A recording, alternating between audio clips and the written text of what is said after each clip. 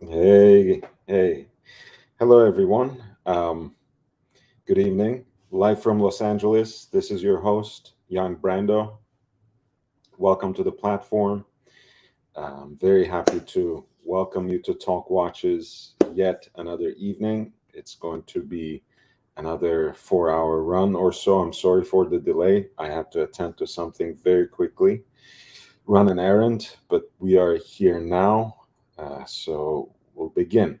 Um, I wanted to start with something that we couldn't quite discuss at length before it because it kind of folded into another discussion, namely about pricing of watches and of how certain brands seem to be creeping up in price. But I also wanted to simply introduce this particular watch for um, in its own right. I think it's a good looking watch. I think it's a nice piece, and I think it deserves some attention, independent of the price point. And as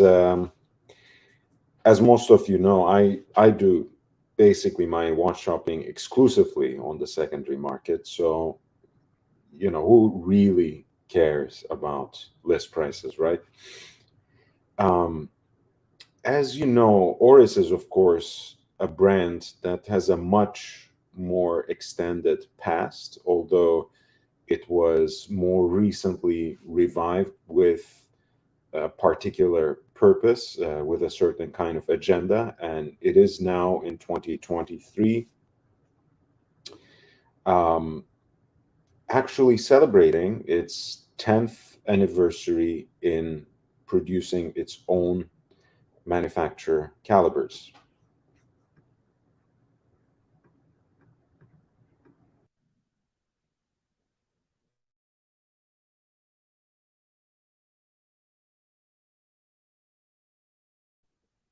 So even though Oris has a longer history, it's been revived with a certain intention of late, and it is now producing its manufacturer calibers for about 10 years. And to celebrate this, they have released this special edition model of their Big Crown watch, which is a very interesting take on, I think, taking elements of really the field watch and a pilot's watch in a way, that sense of having a very clear, legible dial with Arabic numerals for index markers.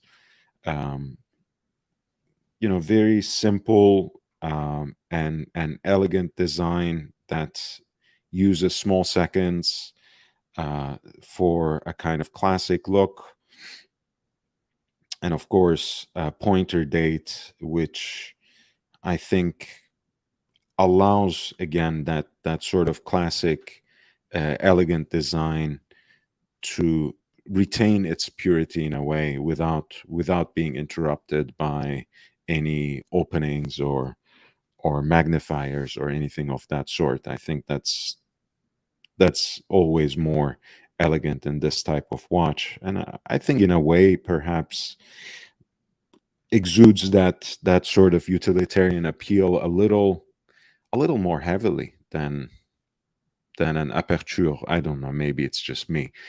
But at any rate, I like it really, in this sort of reduced sized version, because a lot of what is in Oris's Big Crown series is 40 millimeters. This is 38. So it might make the watch a little more universal and unisex, a little more appealing for a wider audience of people, a little more wearable to a broader group of people.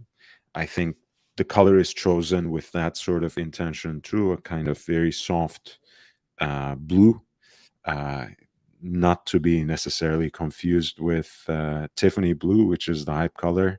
I'm sure that was in the back of their mind as well, but certainly a very soft shade of blue. Not quite baby blue either, not quite powder blue. I guess you will have to call it Tiffany blue. I don't know. But the watch itself features a new caliber, pardon me, as we mentioned, the caliber 473, namely, which is a hand wound movement that has a 5-day power reserve. And speaking of the purity and balance and elegance of the design on the face, even though they wanted to display that 5-day power reserve, um, both, I guess, as a badge of pride and also from the perspective of utility, they have uh, actually a power reserve indicator, which they very cleverly placed on the back, which, of course, in this case has a sapphire crystal on the back as well, which allows you to glimpse at the movement itself, a decent piece of architecture, right? Not something that is excessively adorned or nothing necessarily spectacularly finished, but nevertheless something that expresses in a way the reverse side of that balanced, elegant looking face, and similarly um, giving you a very balanced design between the balance wheel and, of course, the power reserve indicator, which shows you the 5-day charge, 120 hours at the full charge. The watch also has a 5-bar depth rating, a 50-meter water resistance, and it is executed in stainless steel, served up on this vintage styled leather strap, and features, as it turns out, on this newly designed butterfly clasp as well, which allows for on the fly adjustment. I'm guessing with these two buttons that are right on the clasp. I have not seen the clasp in person yet. I look forward to testing it out, but it looks pretty self-explanatory. So this is the new Oris Big Crown with the caliber 473, a 5-day power reserve watch, very utilitarian, seems to be also quite an elegant everyday wearer. The only issue that I will, maybe have with the watch is, again, the kind of mission creep that we observe in brands such as Oris, right, which actually provide a very interesting point of entry into the luxury watch market, or at least used to. But now that things have started creeping up to $4,000-$5,000, of course, that appeal seems to be waning. And I don't know how, in the post hype watch market, in this watch market that we are facing with the mounting inflations and approaching recessions, I don't really know where things are going with these sorts of watches and with this kind of pricing. Of course, we have also talked about how there are certain brands in the watch business, both in terms of watch manufacturers and brands that supply accessories that don't necessarily stand by their product, that don't necessarily provide the kind of customer service that we expect from that caliber of a maker. Robert B was an example that my friend Aussie Expat brought up. I think he has a specific video about what he experienced with their product. So I'm not going to hash out the details here. But one thing that Oris has going on for it, and one thing that uh, has found almost universal acclaim in the watch community, is the way that they um, relate to their own collectors community, and the way they substantiate that relation and that good faith with the kind of long service intervals and extended warranties they provide, which in this particular case is a 10-year warranty and a 10-year recommended service interval. Of course, that's very meaningful since they are celebrating the 10th anniversary of their first in-house watch caliber, their first in-house movement. Uh, but it is also a word that they're giving to their customer, and it's a very meaningful word indeed. It does matter, and again, in the videos and visuals they have here, it seems like a pretty handsome looking watch. Hey, Sam Peter. Feel free to jump on if you would like, but no pressure.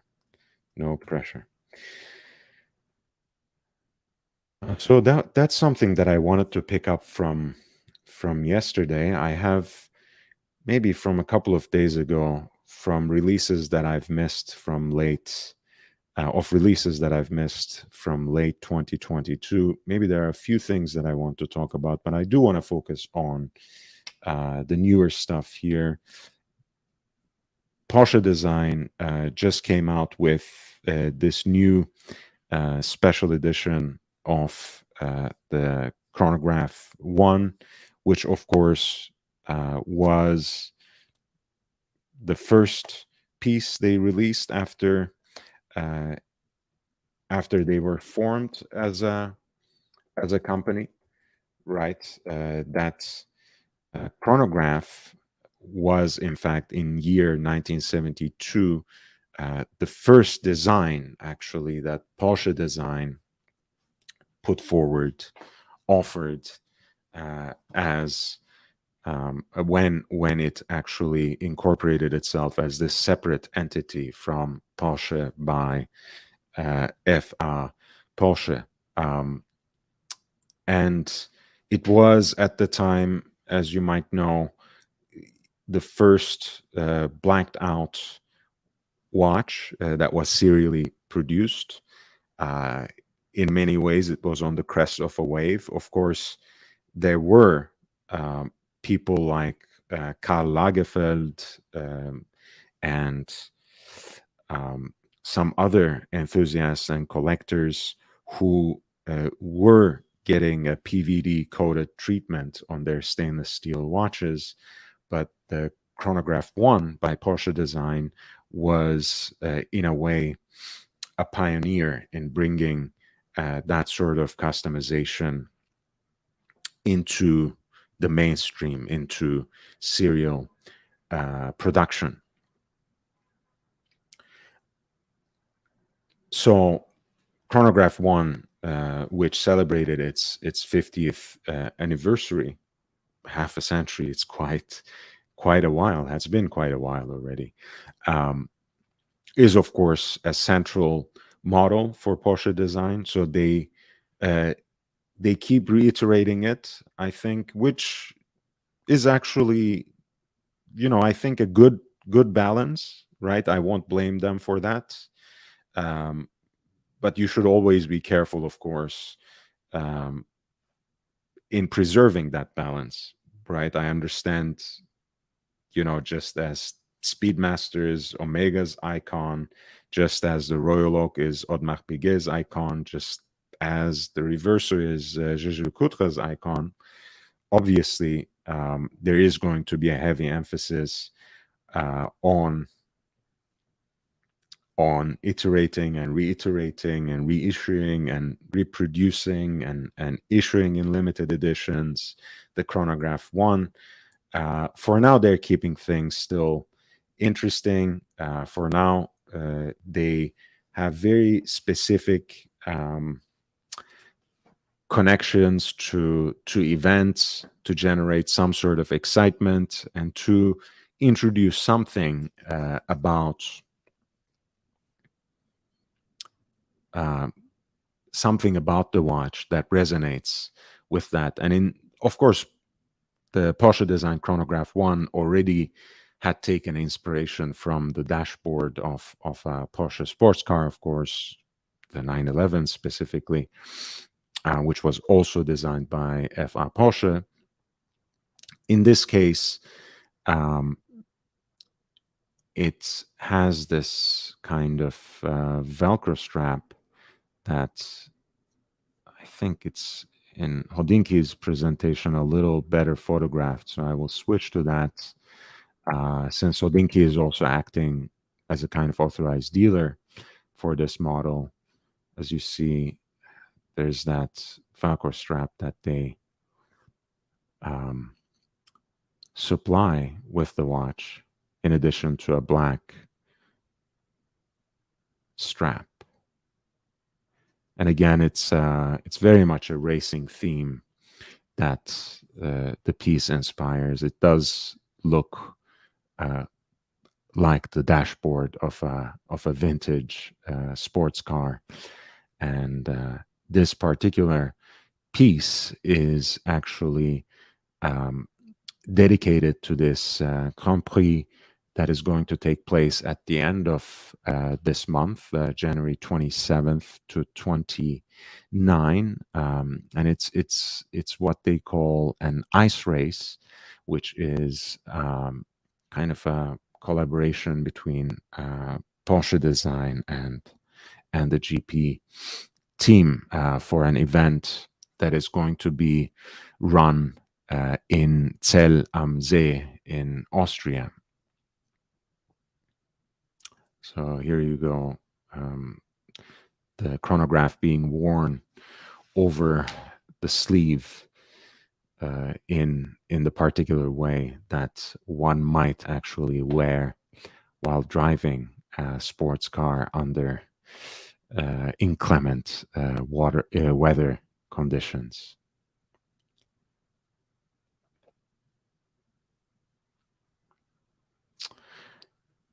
And in a way, it's between the white Velcro strap and the black strap, it feels like the watch almost transforms. I don't know. I think it is the contrast between the pushers and the case material itself. I think each strap brings out something different from the watch visually, which is very cool. And I like the fact that, much like our beloved entry-level Seikos, which have a bilingual day wheel, this watch does too. Of course, you would not be wiser by the way they set it up here, because it's Mon, which can be Montag or Monday. But rest assured that you can actually have the day set up as either English or German, which is a cool little thing, which is a neat option that they add to it. It's a flyback chronograph in titanium. The straps are easily interchangeable, as you can see.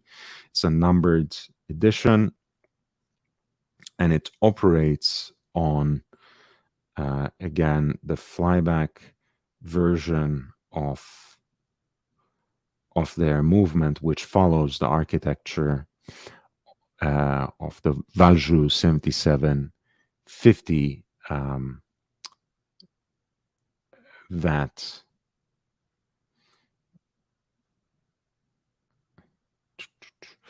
that does feature a different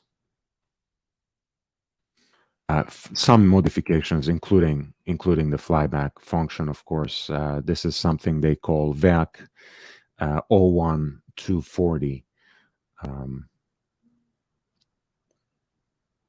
Again, 30-minute totalizer at 12, a 12-hour counter at 6, day-date display at 3, with the day being bilingual in English and German.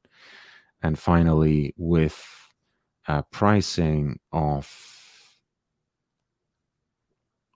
um, 9650 $9,650. Apparently, it is the same price as the current spec Chronograph 1 all black numbered edition, and only a small premium over what was an 8500 of the 2022 edition of the watch. And this is once more a flyback chronograph, so it adds the flyback function and is furthermore chronometer certified, cost certified, which some of us still care about. And again, I just want to specify this.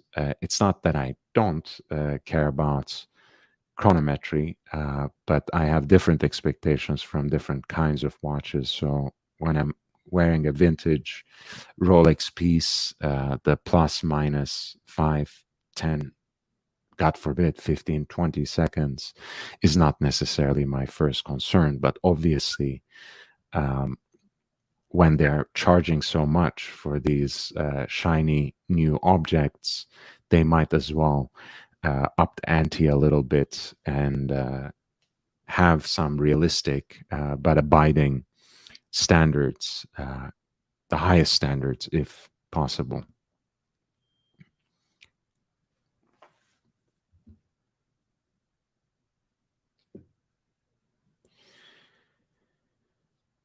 So that is the new Porsche design Chronograph 1 GP 2023 edition, which is a limited run of 250 examples inspired by the ice race that is run every year in late January, apparently, in Zell am See in Austria.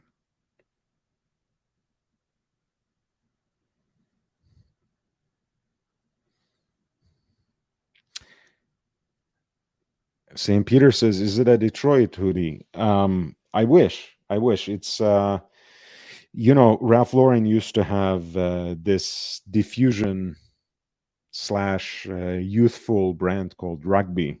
So it's one of those early pieces. I must have bought it when I was still in college. So that R is for Rugby and Ralph Lauren. Mike David, hey, nice to see you, man. My regards to New Zealand as well. And thank you for reminding everyone to upvote. It really, really matters. It really does help. That little bit of exposure, you might not realize, but helps me creep up from time to time, and have 8 viewers, for example, now rather than 3 or 5. So it really does help. If you hit the like button, it might give me just that little bit of exposure, which will help maybe 1 or 2 more people to click. And at this point, these little numbers matter a lot more than they would. So please do hit that like button. Yeah, again, this is a watch that I really like. I do like the Porsche design chronograph. I used to like, this is not an all black version, don't take me wrong, but I find myself in moments, not always, really wanting a murdered out, blacked out watch. I've never taken the plunge, but there is something about that aesthetic that is very much appealing to me. So Chronograph 1 as a design for that reason appeals to me.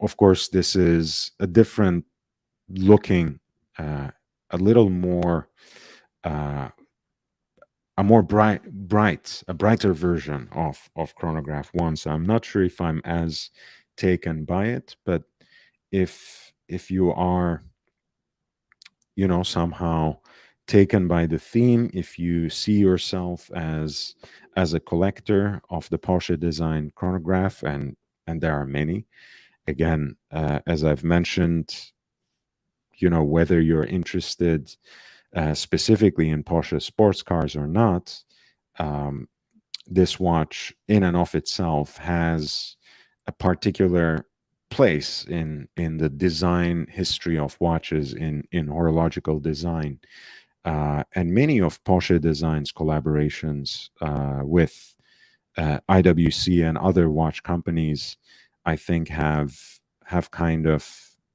um, made a lasting mark, even though it's never to the same extent.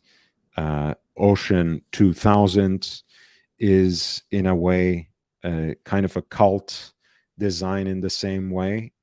I think part of that charm also rests in the fact that this was in the post-war era Bundeswehr supplied watch. As you can see in this example, you have the crown um, switched to the left flank of the case to 10 o'clock specifically here. So kind of a destro model of a diver, integrated bracelet with that um, unique bezel design that might remind you actually of the overseas, perhaps in the most recent iteration. But of course, this was actually a watch that existed before the Vacheron Constantin overseas. Again, full titanium with that integrated bracelet. It kind of looks maybe like a cross between the H. Mose Streamliner and the Vacheron Constantin overseas, although in a way it's a more brutish and modernist piece of design than one that exudes a classical elegance. But nevertheless, I always found that Ocean series, that was a collaboration between IWC and Porsche Design, to be a very quirky and cool piece. And here's the kind of, regular model. As you see, this one has the crown at 4 o'clock, much in the vein of Seiko divers, right? Which basically keeps the crown from protruding right into your wrist bone at 3 o'clock, especially if you keep working with your hand while wearing the watch. That can be really handy, and there are lefty slash destro versions of the watch that in fact flip it all the way to the left flank and place it at 10. And it's an interesting look. It's a perfectly round watch with a unique rotating timing bezel, which has those notches that in a way prefigure the overseas Maltese cross kind of fixed bezel, and an integrated bracelet that is, that gives you a full titanium diver, which again is a quite unique example, especially from the world of vintage and neo vintage pieces. These are often found around this price range, $5, $6, $7,000, depending on the location of the seller, depending on the condition of the watch. And I don't come across many of the actual Bund issued pieces, but when they do come up, of course, they command an even higher premium, and that's a very quirky and interesting branding as well. You know, that the name of the model is actually on the bracelet at 6 o'clock side. It's a very cool piece. Again, not necessarily my style, but I appreciate the originality, and I appreciate the fact that it reminds us that Porsche design was not just about one design or one watch, but they did, in fact, have a few different models um, over time that didn't necessarily iterate on that Valjoux 7750 chronograph.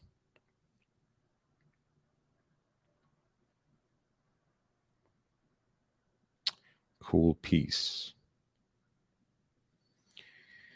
Whole milk, very 1980s indeed. Yeah, 70s, late 70s, 80s. You say love the furry cuff. Yeah, but it's a little long. I think, you know, the idea is kind of like old school knitwear and sweaters. You can kind of fold it, I guess. I don't know. I like it. But then again, you know, I like everything that has Ralph Lauren branding or anything that even inspires some image from one of his catalogs. So Bob, New York City, wearing, in fact, that Vacheron Constantin overseas with the famous blue dial in his avatar, and in front of a Porsche steering wheel. It's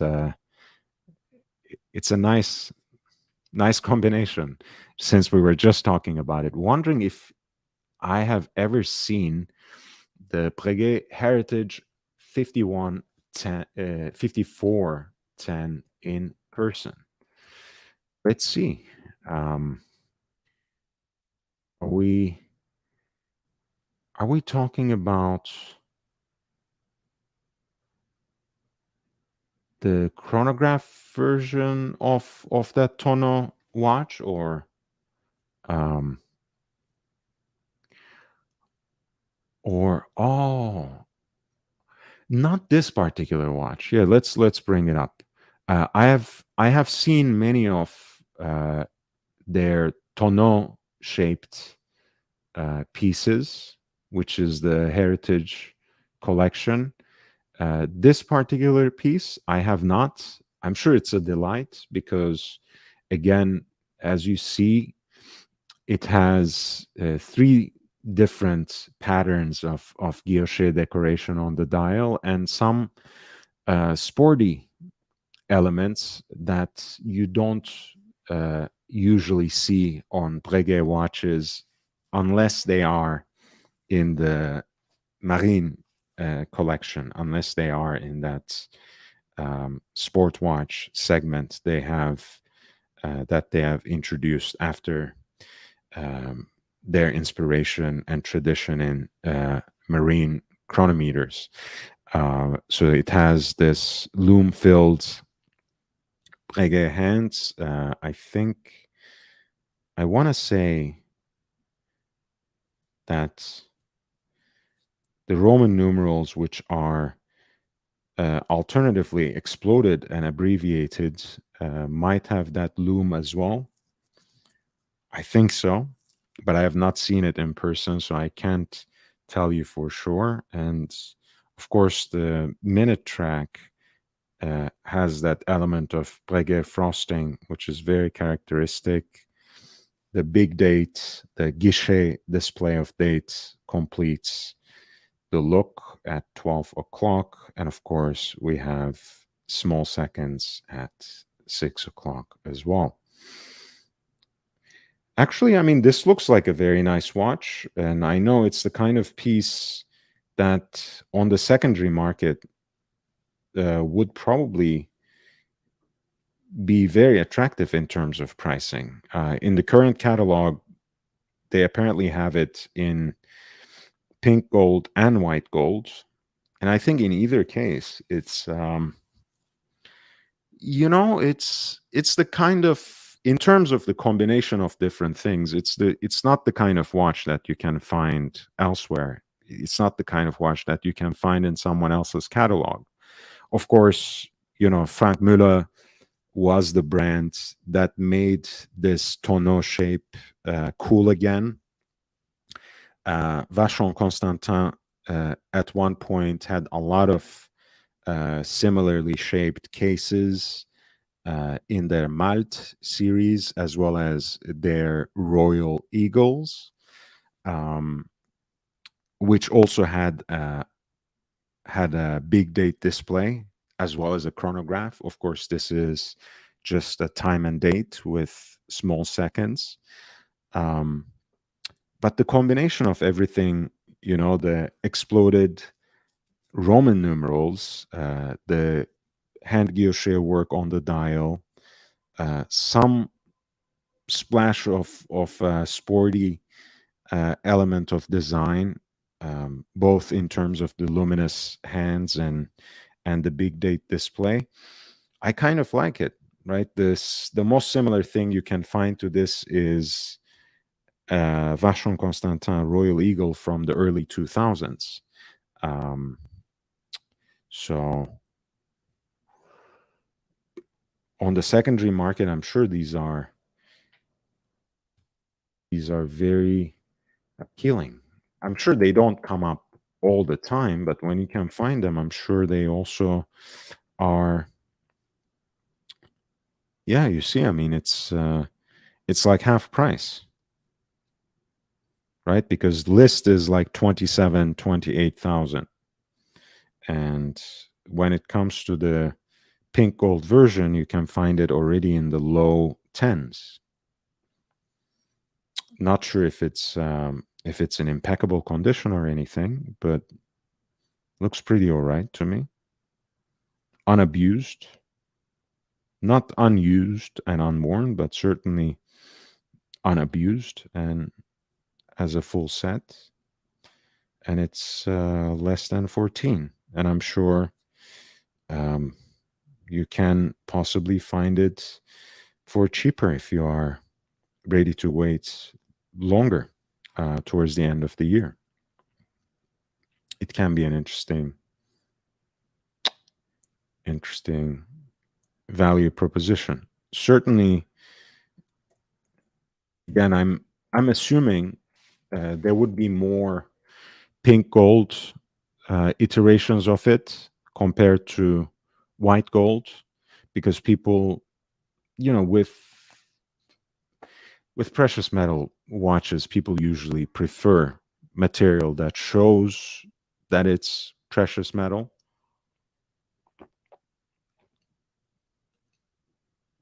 So I'm sure since there are more examples of the pink gold, you'll find better prices for it. But already in white gold, I'm guessing these are just stock images that dealers put, because they can get it for you. So that's a different thing. You see, not that this means anything, right? Because Chrono 24 is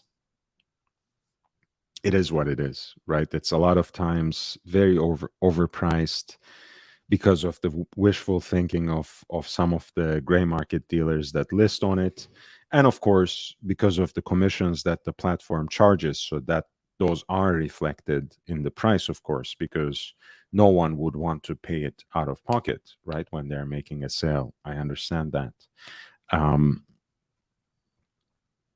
But be that as it may,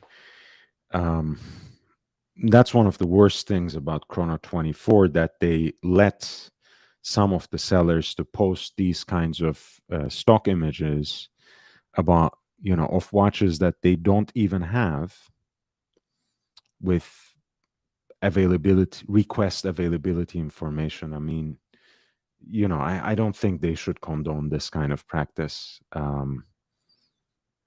lot of the more nascent gray market dealers do this all the time on every other platform. Of course, it's been an established business practice as well.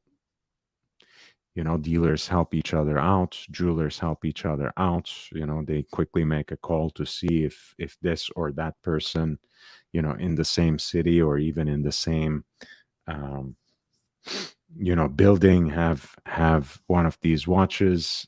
That's fair game, when you're dealing with them face to face. But this is already a platform where so many things can go wrong, and why add to it in this way?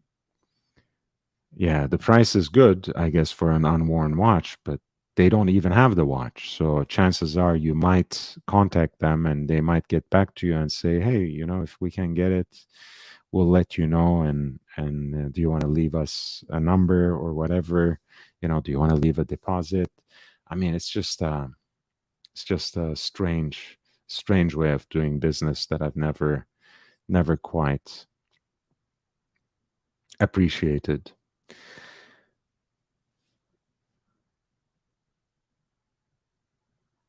Bob NYC, I like that I don't ever see it on any wrist. That's true. That's true. Honestly, the tonneau shape watches are just not in vogue these days. Again, they were the watch kind of to have, like the Cartier Tortue in the 1920s. Frank Muller brought it back in the 90s in a very strong way. Um, Vacheron Constantin and Patek had their answers to it in their lineup um, up until early 2000s. Vacheron still has a collection in Malte that makes these kinds of watches, but the Breguet ones are quite rare. I see their chronos sometimes, but I see it in dealers. I don't think I've ever seen a tonneau shaped Breguet, and certainly the 5410 on anyone's wrist. So you have, yeah, you have found a very unique watch here that I don't think you will see on anyone else's wrist, and that's good for secondary market pricing too, Bob. So it's good news all around, honestly. Um, right. Yeah, this is cool. I don't know. I kind of like it better in white gold as well. I think white gold is a cool metal for these kinds of watches. Breguet, Lange, Patek. Um, it's a very subdued and low key way of wearing a watch like this, which is already quite heavy hitting, anyways, to anyone who recognizes it. So it doesn't have to necessarily scream, off of cliffs how important of a watch it really is. So the white metal is cool enough, I think. So that is the 5410 Breguet Heritage 5410, which is a tonneau shaped uh, watch with exploded Roman numerals and a big date display at 12, just time and date. Pretty cool thing. Whole milk. Personally, there's a lot of watches in the 14K range that I'd rather have, but it looks like a well executed tonneau style watch. That's a valid point. I mean, when you get to 5 digits and when you get to mid tens, there are a lot of options. But then again, if you want to get a watch that's not necessarily, um, that you don't want to see on anyone else's wrist, a tonneau case shape is a pretty good bet. Because even rectangular watches have their moment, and people, again, it's kind of niche still to a certain extent, especially among the average, watch bro. But nevertheless, Cartier Tank, Jaeger LeCoultre Reverso, those kinds of watches have some currency already. You can find it in a lot of different collections. You can see it on different people's wrists, and sometimes that is great, right? It's kind of like a handshake, right? Oh, I have a reverso, you have a reverso, or you have a tank, I have a tank, I have a Santos, you have a tank.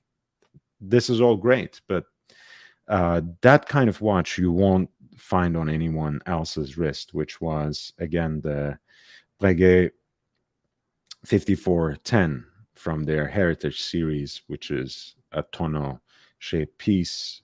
Whole Milk has a good point. I love the Parmigiani Fleurier Calpa, especially the Hebdomadaire, the 8-day power reserve version. That has a beautiful movement in the back too. That's shaped accordingly. Let me show an example of that. That used to be an absolute sleeper. You used to find those Kalpa watches for nothing at all. um, Nowadays, they have gotten a little more expensive, but I think it can still be a decent deal. So this is the Kalpa Hebdomadaire. It has a little date here integrated into the small seconds. A nice oversized Breguet numeral at 12 o'clock, which is kind of supported or resting or floating above the power reserve indicator. These alpha hands for hours and minutes. I think this is a cool watch. I mean, this is actually one of my favorite movements in terms of its architecture. Kind of like clouds, right? You have the swan neck regulator, these bridge plates cut like clouds in stainless steel. In this particular example, the case itself is like a tonneau shaped case, but stylized a little more with these lugs that attached to it like shoulders. And of course, when you have an oddly shaped watch, when you have an irregularly shaped watch, or simply non-round watch, it's very cool to have a movement that is properly shaped and form-fitting to the case. And especially when it's designed, decorated, and finished like this, I think this is a pretty good piece. And I agree. Maybe I would rather have this Kalpa Hebdomadaire rather than the Breguet Heritage 5410 as well. And even as they have gotten more expensive recently, still, 10K for this sort of watch, if you like the shape, if you like the aesthetics, if you like the expression of this sort of Art Deco aesthetic, an 8-day power reserve, which is not something you see every day, except you can find it in Jaeger-LeCoultre Reverso as well, in the Grand 8 version for sure, which is one of my favorites. Actually, I just took it off when I came home, so I want to wear it now. And of course, you have the Patek Philippe Gondolo, which is a little more expensive compared to, of course, the Jaeger-LeCoultre Grand 8, which you can find, I think, easily around 7,500. I got mine for around 6. You can find this at 10 or less. And we were looking at Breguet Heritage 5410 that you can find around 14, 15, maybe a little further up. Of course, that's in precious metal. This is in steel. The reverso that I was talking about is also in steel. And then you can have the Patek Philippe Gondolo with the 8-day power reserve around $20,000 and maybe a little less. And you can find those in white gold with the beautiful salmon dial as well, which is a very gorgeous watch too, especially if you are into those aesthetics.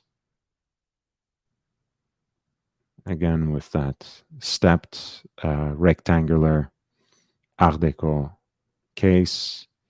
Unfortunately, doesn't have a great picture of the movement, but this also has a form-fitting 8-day power reserve caliber. Very appealing. John D says about tonneau-shaped watches, and perhaps the Kalpa specifically, you can clarify, John D. These cases were so perfect, gorgeous watch. Whole Milk says, personally, I would have the PF Kalpa, but both are pretty far left field. I agreed with him. That's why I pulled it up. Bob NYC says, where do you think is the best resource for secondary market Breguet? I don't have one particular source, but I have two people, again, that I go to almost immediately, that my mind goes to. One, because it's a close friend who is close by to me, which is Cherry Creek Watch Company, Alex Greenberg. I really like him. I like the way he runs his business. I like the fact that it is a family business that has been based in Denver for quite some time, but has just opened basically a branch with the family more or less relocating to Beverly Hills as well. So that's Cherry Creek Watch Company. I like visiting them. I like talking to Alex Grimberg and his sons. Perfect watch guys. They have everything. They're not brand snobs. Anything that holds some sort of, horological significance, any collectible vintage watch design model, it will find a place. It will find some room in one of the display cases at Cherry Creek Watch Co. So if you are ever in Southern California, if you're ever in Beverly Hills, visit them. Or if you're ever in Denver, visit them. If not, visit their website, add them on Instagram, and they have a lot of stock. I see a lot of Breguets with them all the time.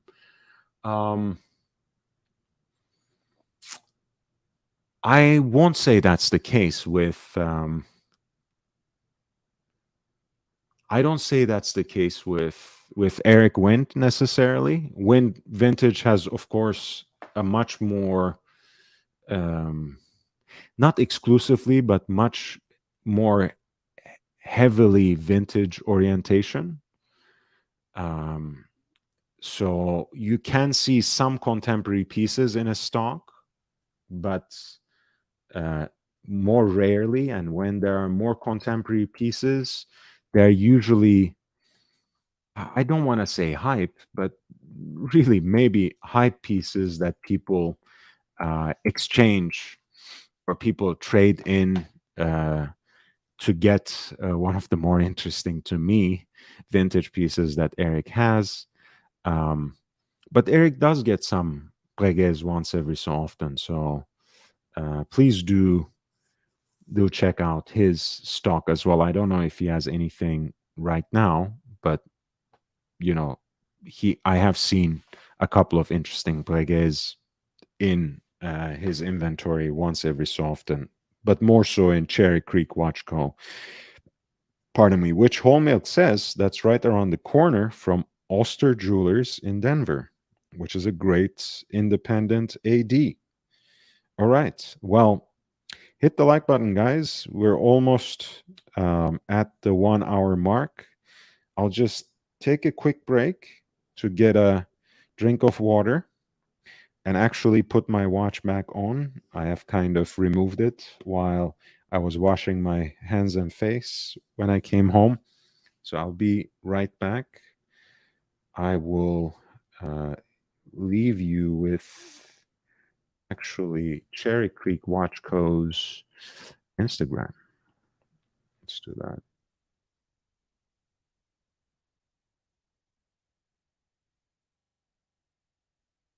That's it. It's CC Watch Co. Again, they have a lot of stock. They're not very systematic in posting it on the website or on Instagram, but they get all sorts of stuff. But you see, this is the kind of picture that I'm trying to paint. You see, there is Lemania monopusher, the kind of piece that was delivered to the British military, an Enicar Sherpa graph, a Hamilton, another Lemania piece with those olive-shaped pushers, cathedral hands, and a classic two-register configuration.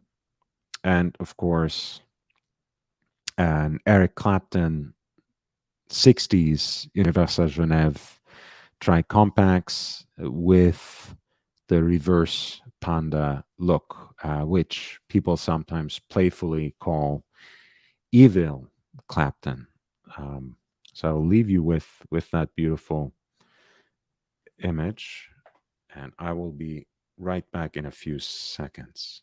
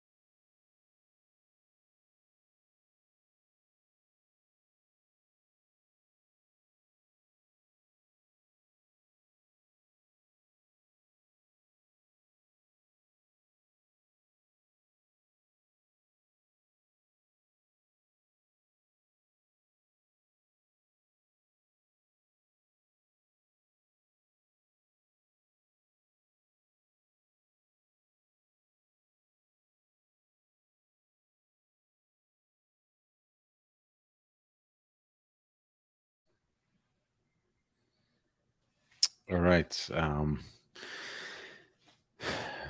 Yes, the reverso back on the wrist.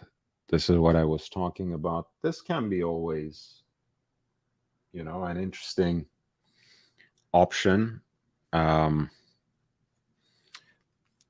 tributes to 1931s, of course, are by now an interesting fixture for a lot of watch enthusiasts, and I don't blame them. I think it's probably the most universally appealing reverso design, and they are very thin and sleek as well, which the Grand Date isn't. The Grand Date is a nice Grand Tie case that's even larger than those tributes to 1931, and that's certainly significantly thicker than they are. But if the asymmetric dial appeals to you, and if you like the architecture of the movement, which I think is an Art Deco, work of art itself, I think you will find a lot of joy in this model. And this, again, um, is not the kind of watch and not the kind of reverso that you see every day on everyone's wrist. Um, Still, it's, of course, much more common than a Parmigiani Fleurier Calpin, which I would love to have. Um, I think that 8-day power reserve version is just spectacular. Yeah, let's bring that up again. Sorry, I'll keep looking at it for a while. I think that's a gorgeous steel case too.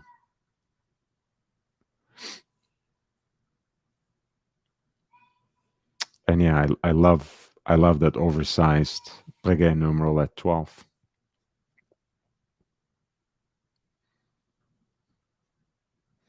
And honestly, I mean, the finishing of the movement is, it's pretty good.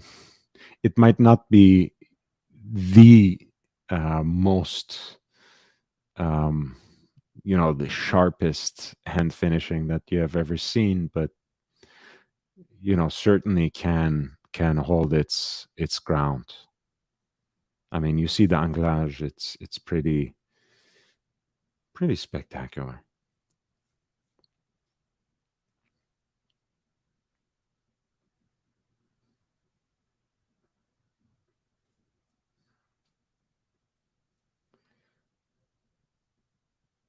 Okay, so that was a little segment on on tonneau shaped watches, I guess. The Breguet 5410 is a cool one. I like the chronographs they have in that heritage case, in that tonneau shaped case.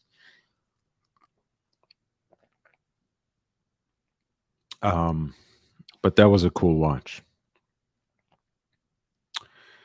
So, um, Jaeger-LeCoultre just came out with a Master Ultra Thin. Um, that's quite new. It's a 6-digit watch, so perhaps not something that has the kind of immediate interest like other watches that we have talked about yesterday and earlier today. It's really a different segment, but the Master Ultra Thin, of course, is a pretty broad series, and this is kind of the prestige segment of it, with a 41 millimeter case executed in pink gold. Um, it does have the pointer date that jumps from 15 to 16, so as not to interrupt the vision of that tourbillon that has the cage at 6 o'clock, and that, of course, acts as small seconds as well. Very aesthetically pleasing, very nice to look at, as you can see. The heat blued elements in Jaeger-LeCoultre are always very nicely and subtly done. Um, in the visuals you see on the web page, of course, they jump out as very much blue. But in most lighting conditions, I mean, it's the case with the hands on this watch, they're quite dark. You might even mistake them for black for the most part, and maybe navy blue. Um, but when the light hits them a certain way, they really pop out as blue. That's why I love wearing it with a blue strap that kind of matches the shade of them, and that pops also when the light hits it a certain way. And in this case, you have, of course, moon phase as well at 12 o'clock, which, by the way, actually allows you to see the moon phase in both hemispheres, right? The northern hemisphere through the opening here, and the southern hemisphere, if I'm not mistaken, with the pointer around the circle around that subdial.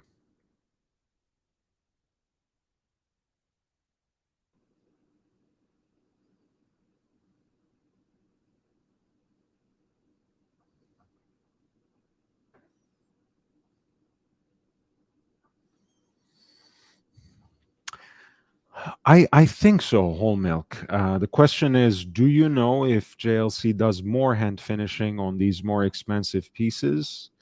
Well, I mean, I know for a fact when you are talking about pieces like, that are in the, $250,000 range, I know for a fact that they do.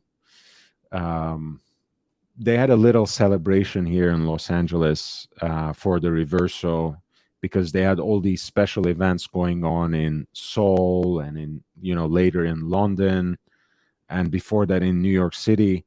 So they wanted to do a little cocktail in Los Angeles too, and they had brought a lot of their museum pieces from Reverso, the tourbillon, the minute repeater, the triptych, the quadriptych, and all these different pieces. And those are, of course, again, speaking from list price, $250,000 and higher. So they certainly look like, in terms of the movement, in a different segment than at least the contemporary pieces. I have to say, even the guillochage, even the kind of engine turning that you saw on the dials used to be better in JLC. 20 years ago, when I was just getting acquainted with the brand.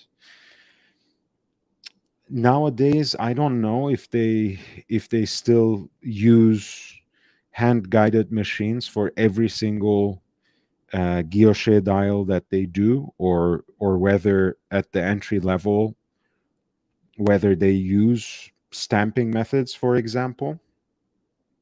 I'm guessing they do. I would like to think that they use more hand finishing at this segment when you're actually in the 6 digits already, which is the case with this Master Ultra Thin Tourbillon Moonface. As you can see, it's $101,000. But that's something that I would need to ask them in person, and I will happily do that next time I go into the boutique. I mean, the rotor itself looks a little different than the gold rotor they use on less expensive models, but it doesn't particularly look more hand finished. The movement, maybe, but I mean, it's not a particularly detailed picture, so it's hard to say it in one way or another. It looks okay.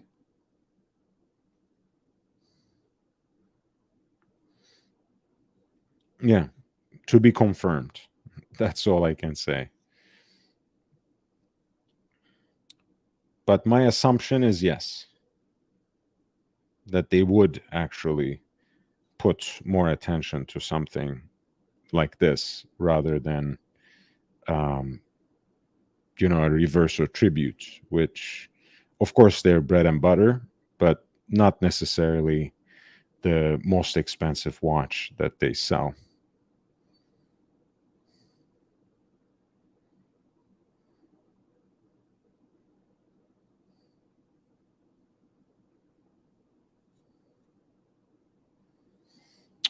So I wanted to share this because, again, this was an interesting release, not necessarily something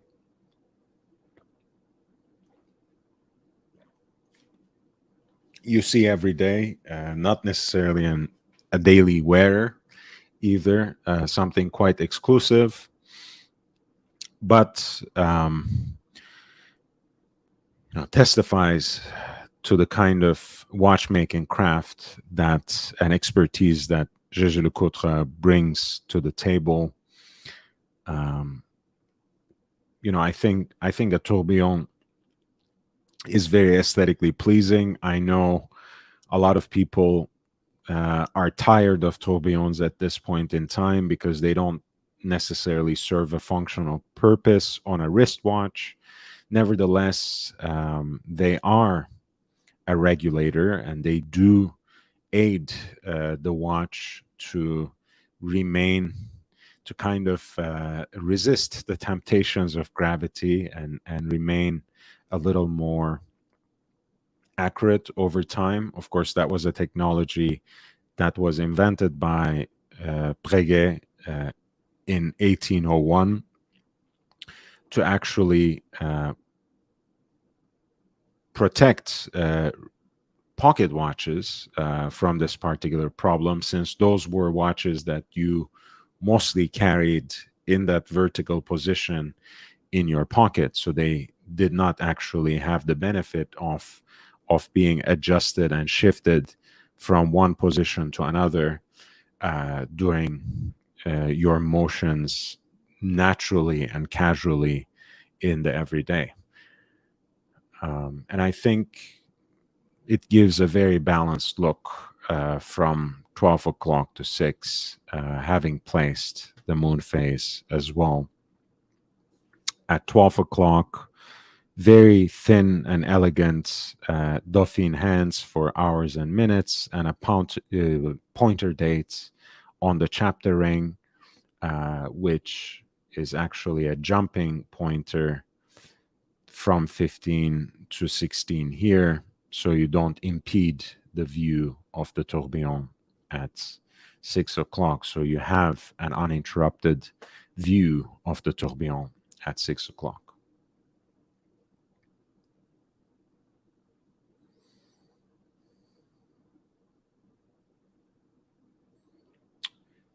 So now maybe we have a little bit of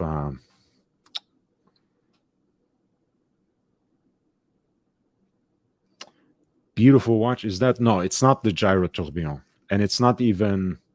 Well, I mean, I don't want to say even because sometimes we get used to these ostentatious displays of artistry, like the gyro tourbillon, like the flying tourbillon, but this is just your regular tourbillon with a bridge, so it's not it's something that is set in place. It's not the gyro tourbillon, it's not the flying tourbillon, which are both harder to execute and of course harder to case into a watch that has a claim to be ultra thin. Of course, in this tourbillon version, I think it's already 12 millimeters. Yeah, so you're talking about a watch that's 41.5 millimeters in case size, in diameter, and a 12 millimeter thickness. So within the design aesthetic of this particular line, you're already pushing it. Um, and you're already pushing the pricing as well, right? I don't think it happens by coincidence that something is priced basically $100,000, right? If this had the gyro tourbillon, whether it was ultra thin or not, I'm sure you would be pushing it to $250,000. I wonder if they still have anything with gyro tourbillon in their regular lineup. I don't think so. I don't think so. But of course, we can probably find a nicely photographed example of it on our favorite overpriced um, outlet, Chrono 24, so people understand what we mean. This is what they mean with Aero tourbillon. It kind of, I mean, technically, all tourbillon regulations, all tourbillon devices have that gyrating aspect, right? That's the point of that whole complication, which completes a rotation most frequently in a minute, right? Which is how they are used to operate a small seconds too at a certain point. But the gyro tourbillon is like designed like a gyroscope. So kind of a spinning wheel that rotates around an axis. And they have used round cases for it in the past. And most famously, they have also produced a reverso gyro tourbillon in a limited edition of, I think, a limited run of 75 pieces, which, as you can see, both from the front and the back, has an incredibly aesthetically pleasant, incredible view from both angles there, or from both sides.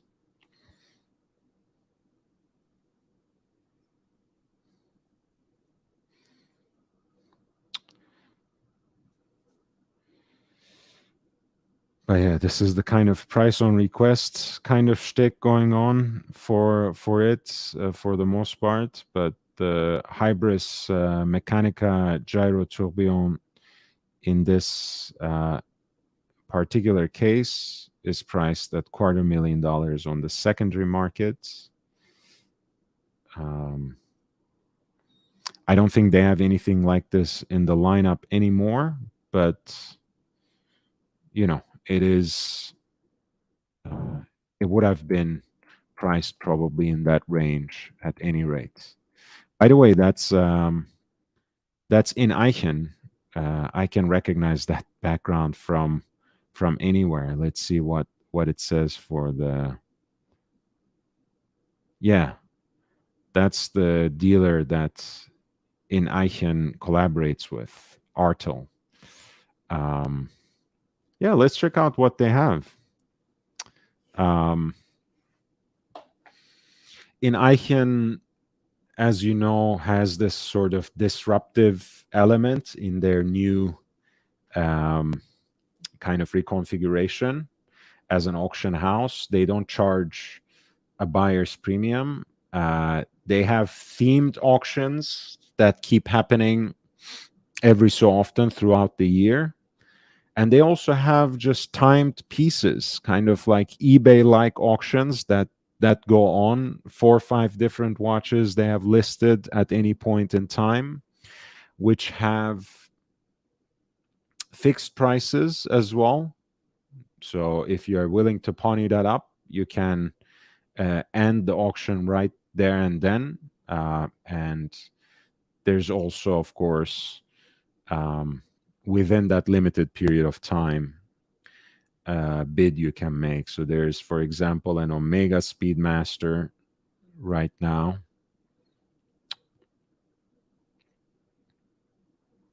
Sapphire Sandwich.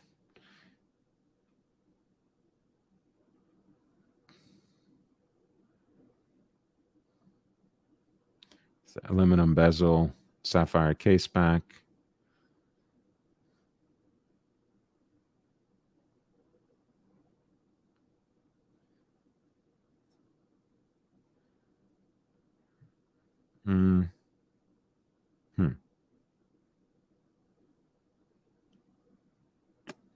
It's the 50th anniversary piece, so that's that explains the pricing a little bit. And it has, for example, a fixed price of $86.50 and you can bid in 550 increments. It started at 43.50 and the current bid is 5,400. And Loris from Switzerland is right now in the lead with 4 days left. No buyer's premium.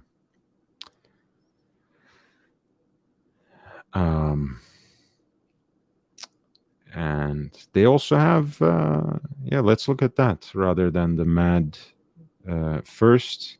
They also have Jaeger-LeCoultre Laboratory Titanium Tourbillon, again, a more experimental piece, something that perhaps we are less used to seeing from Jaeger-LeCoultre, but they do have this sort of aesthetic in their arsenal as well,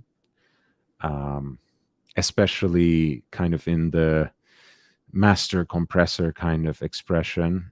But this is kind of a more modernist piece, even titanium, carbon fiber, a lot of experimental metals there, and of course a tourbillon as well.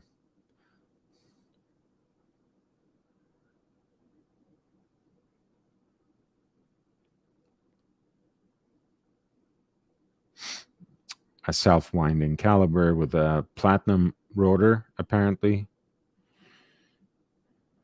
which I wasn't able to tell. But that's what the explanation, that's what the specification says. I think it has titanium. It has like a carbon fiber case sandwiched in titanium. And the bezel itself is also, I think, no, it's ceramic. Okay. It's a ceramic bezel. I don't know. It would have been a big deal, I guess, if it were called Code 1159. People started asking about it. It's gonna be the new hype piece.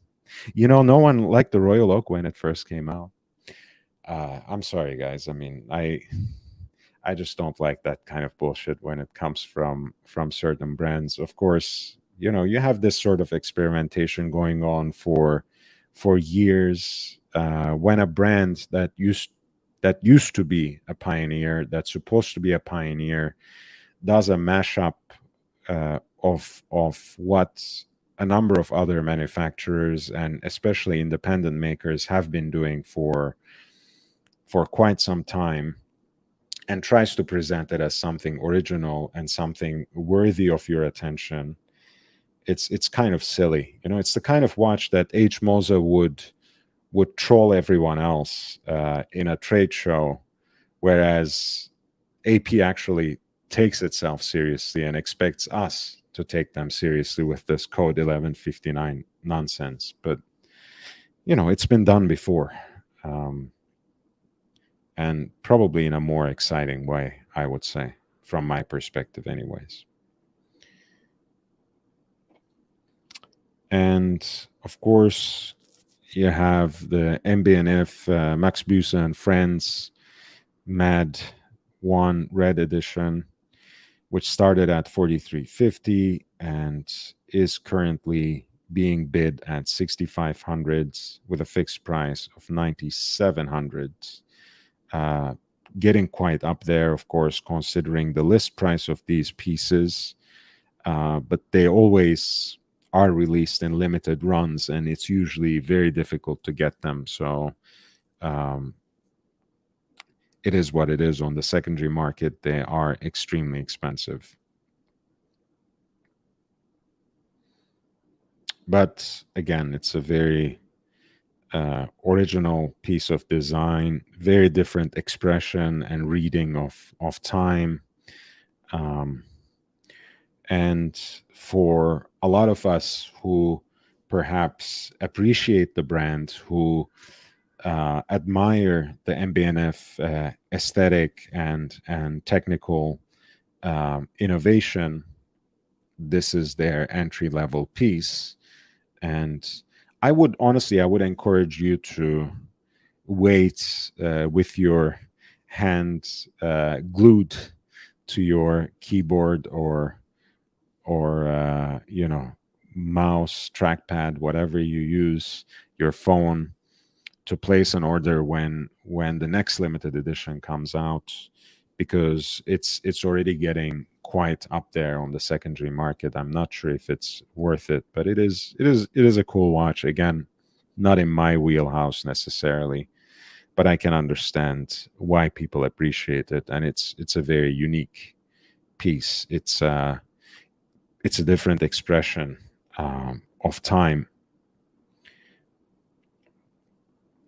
while still preserving the larger visual design language of a round watch. So that's quite admirable, actually.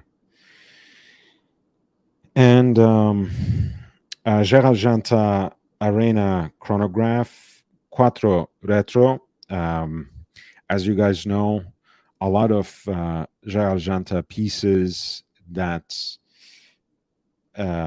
he started releasing with his own name um, before and after the acquisition of Bulgari have made use of this complication. Since it was integrated to Bulgari, I think a lot of other complications were either eliminated or they are lying dormant, and they have really focused on the retrograde uh, complication quite a bit.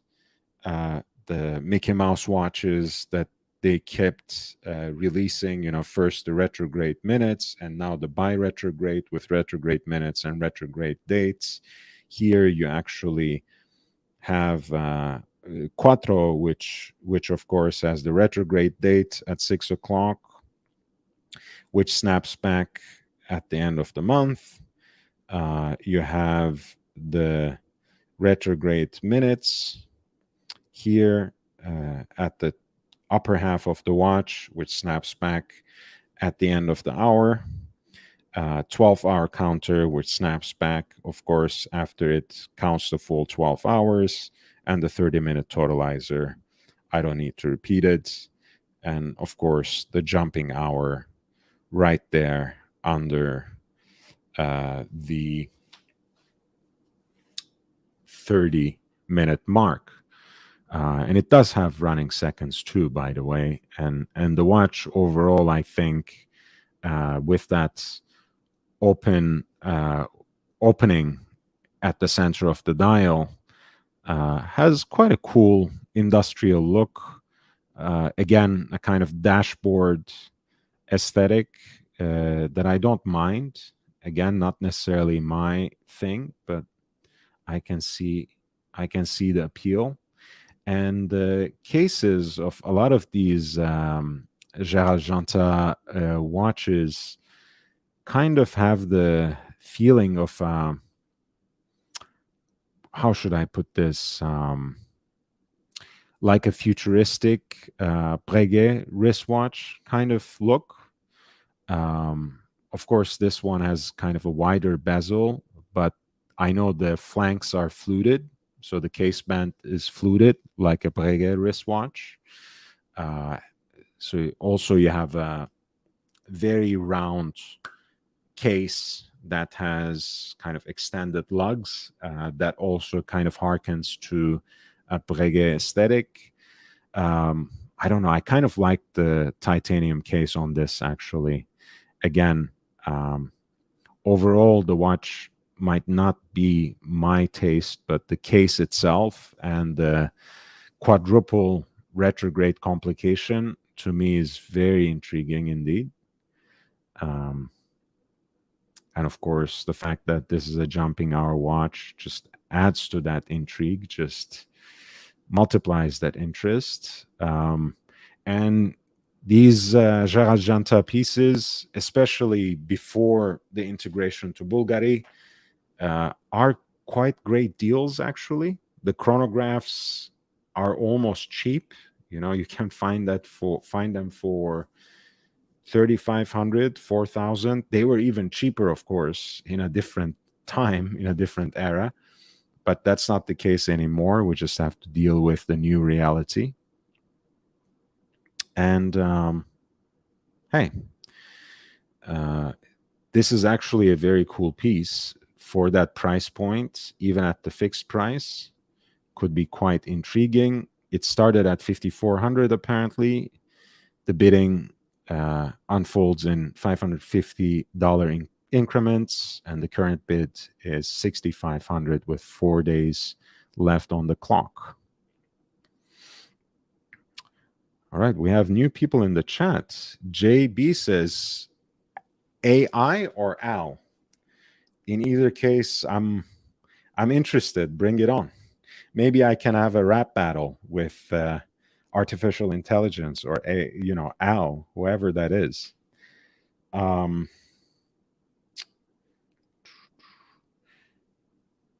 I couldn't live with that crown. You could live without, you mean? I like the new code 1159 star wheel, but I'd rather have an Uhrwerk.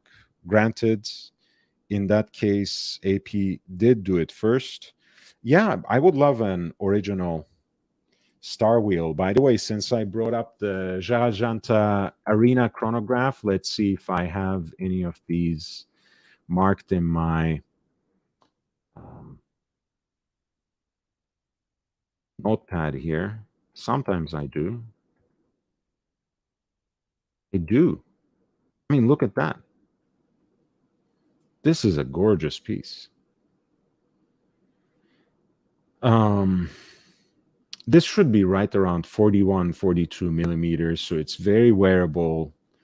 It does have a pretty interesting bracelet. They're a little harder to find on that, but the rubber strap is quite cool to wear too.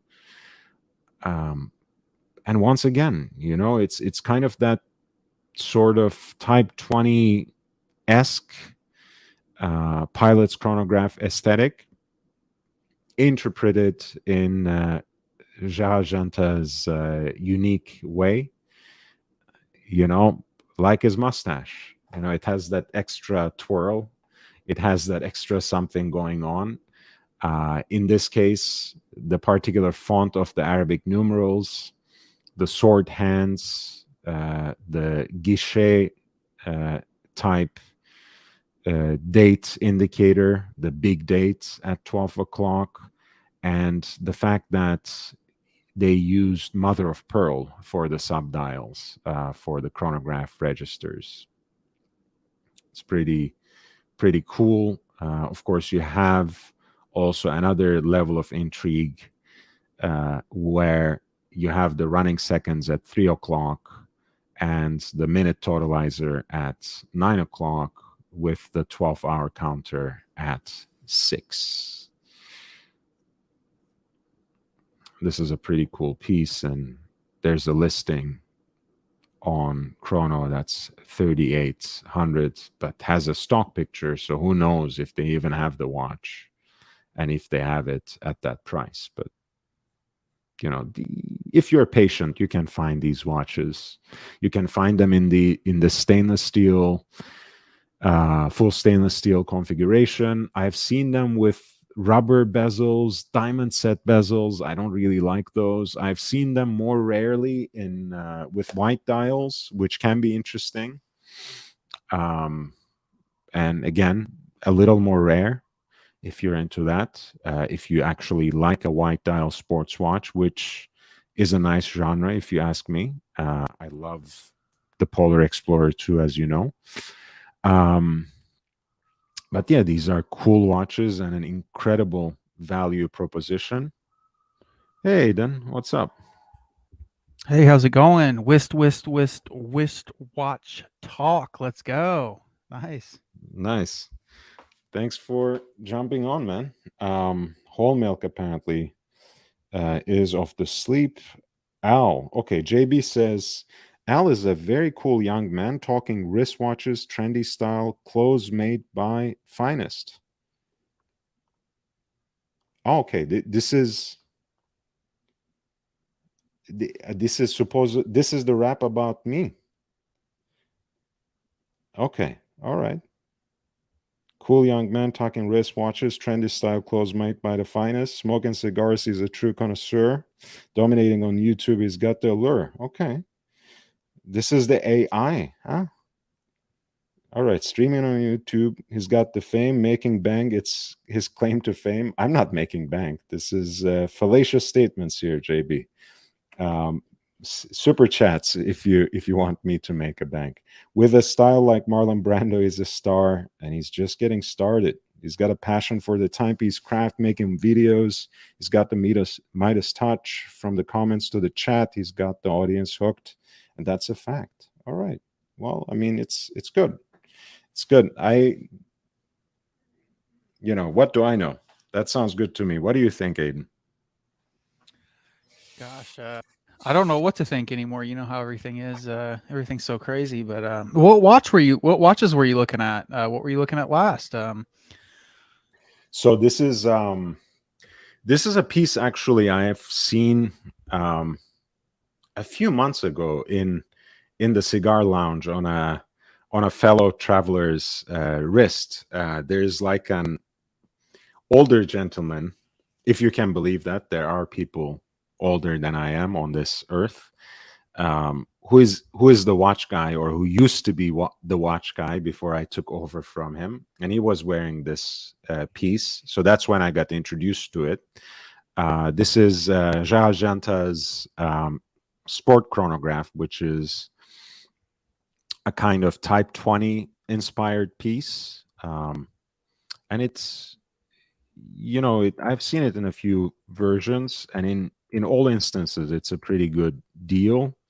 I think I should have a few pictures of it on my Instagram. Is it an automatic? And so I wonder what movement it has. Oh, hell yeah. Yeah. I think it's a Frédéric Piguet based movement. It is a self-winding chronograph. I am suspecting, again, it was a closed case back anyways, so I couldn't look at it, and even though he was a self-professed watch guy, he didn't really know the name of the caliber.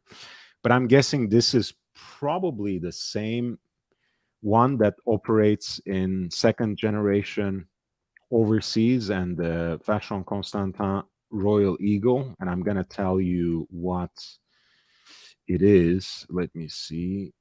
I don't have all of this memorized. Well, my issue with chronographs is, like, if you're gonna buy a chronograph, at least if I'm gonna buy a chronograph, like, I want to make sure that movement is super reliable.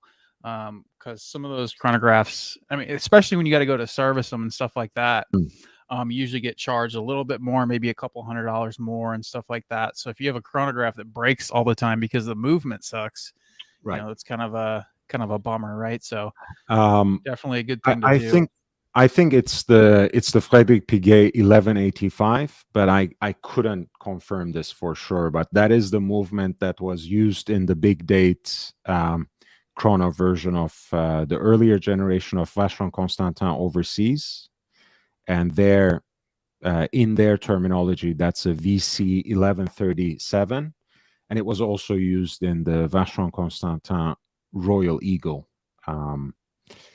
So I think I think a lot of times these fears are a little exaggerated, but I understand. I know what you mean. I think your only defense for that is to have a good watchmaker on your side, who won't, will take care of you, won't cheat you, won't overcharge you, who won't tear you another one like a lot of these big brands would if you send the watch back to them every time it is a little off by 5-10 seconds. But I think it's basically an iteration of this caliber that's inside the Gérald Janta Sport chronograph. Yeah, I'm sure it's not as nicely finished as that one is, though, right? Yeah, I mean, it's also a closed case back, so it's not like you really get to look at it. Which, by the way, I mean, those were also closed in the earlier generation of overseas. So the caliber that I showed just now was not really for display either. Yeah, so this used to come in a white dial and more rarely in a blue dial like that. And I think it's a cool piece. You know, if you can get it for less than 4K, it's something unique. Again, you don't see it every day. Um, I'm not too hot on this rubber bezel kind of version. And the bracelet one is it's not bad. Yeah, it's really not bad. How big is the watch though? That's the question. Hmm? I wonder how big the watch is, millimeters. 41. That's a great size. Pretty I much have a perfect I have perfect I have size. a pretty puny wrist, and it didn't look off. When I borrowed it from that other gentleman. So, I like my Breguet Type 20 because it's like 39 and change, and I think that fits perfect. But this didn't look like it was too oversized. Yeah, what chronograph do you think is the best chronograph watch for the money right now if you were going to get one? That's what I want to know. Um, okay, we have to specify a little bit. Are you interested in dipping your toes in something used, or are we talking about brand new off the shelf contemporary piece? Either. I would say either. Um, all Like right, if so you were let going to get like a chronograph watch today, and you had some money, obviously, I mean, I don't want to necessarily say budget, but if you had, some extra cash and you're wanting to get, what would Mhm. you be looking at buying? Well, I have actually ended up getting a few chronographs recently. I'm very happy actually with my Breguet Type 20, which is a vintage inspired piece, but a contemporary piece, relatively speaking, at least from my perspective. That's my piece is specifically from 2001.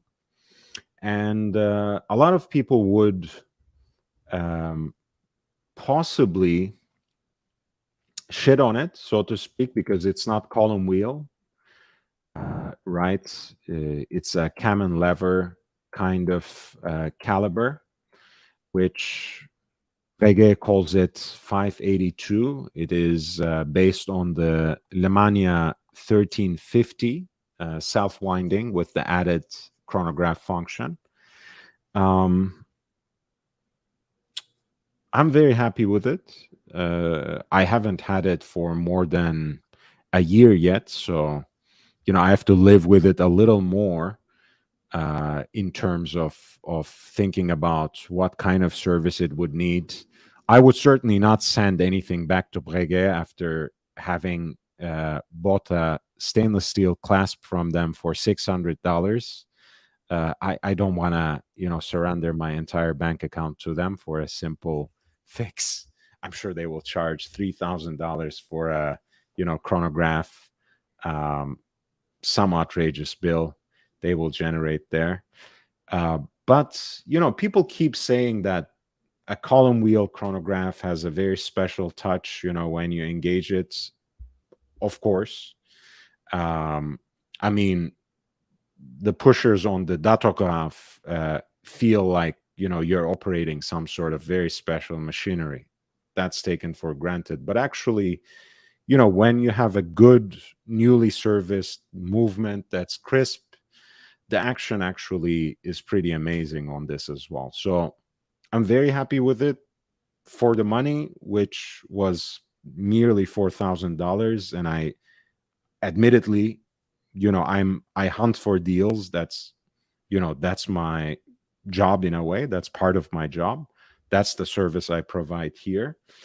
But you can easily find something like that for 5,000. with or without the bracelet, depending on the condition. People like it both ways. I mean, I love the bracelet, but it's also a very shiny watch to begin with. So on the bracelet, it's a little too much. So I don't mind if it just comes with the nice clasp and leather strap. That I find to be a very good option. If you can get a Daytona at retail off the shelf, that's what I would get. If we're talking about new pieces. Yeah. I think knowing how difficult it is for most people to snag something like that as a first purchase, or unless they have a very good relationship with an authorized dealer, I would say I would probably go with Zenit El Primero, because they have, based on that movement, they have so many different case designs, so many different dials and sizes.